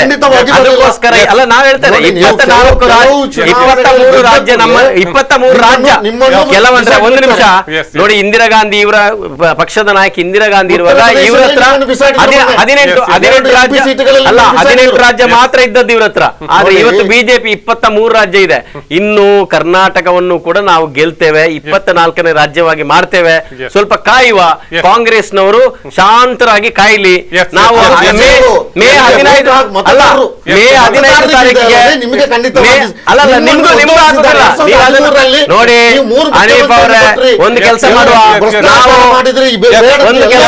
ಒಂದು ಕೆಲಸ ಮಾಡುವ, ನಾವು ಇನ್ನೊಂದು ಸಲ ಮೇ 15 ತಾರೀಕಿಗೆ ಇಲ್ಲಿ ಕೂತ್ಕೊಳ್ಳುವ ನಂತರ ಏನು ಕರ್ನಾಟಕದ ಜನ ಈ ಫಲಿತಾಂಶವನ್ನ ಯಾರ ಪರವಾಗಿ ಕೊಡ್ತಾರೆ ನಾವು ವೇಟ್ ಮಾಡುವ.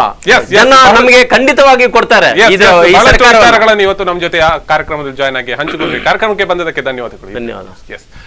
ಬಹಳಷ್ಟು ವಿಚಾರಗಳನ್ನು ನಾವು ಇವತ್ತು ರಾಜ್ಯ ಕದನದಲ್ಲಿ ಹಂಚಿಕೊಂಡ್ವಿ. ಒಂದು ಕಡೆಯಲ್ಲಿ ವಾದ ವಿವಾದಗಳು ಕೂಡ ಇದ್ದೇ ಇರುವಂತದ್ದು ಮತದಾರರ ಕೈಯಲ್ಲಿ, ಮತದಾರರ ಒಂದು ಈ ಮತ ಪೆಟ್ಟಿಗೆಯಲ್ಲಿ ಇದೆ ಅಂತ ಹೇಳ್ಬಹುದು. ಇದೇ ಶ್ರೀ ಹೊತ್ತಿನ ವಿಶೇಷ. ನಾಳೆ ಇದೇ ಸಮಯಕ್ಕೆ ಭೇಟಿ ಆಗ್ತೀನಿ. ಸುದ್ದಿ, ಮಾಹಿತಿ, ಮನೋರಂಜನೆಗೆ ನೋಡ್ತಾ ಇರಿ ಸ್ಪಂದನ.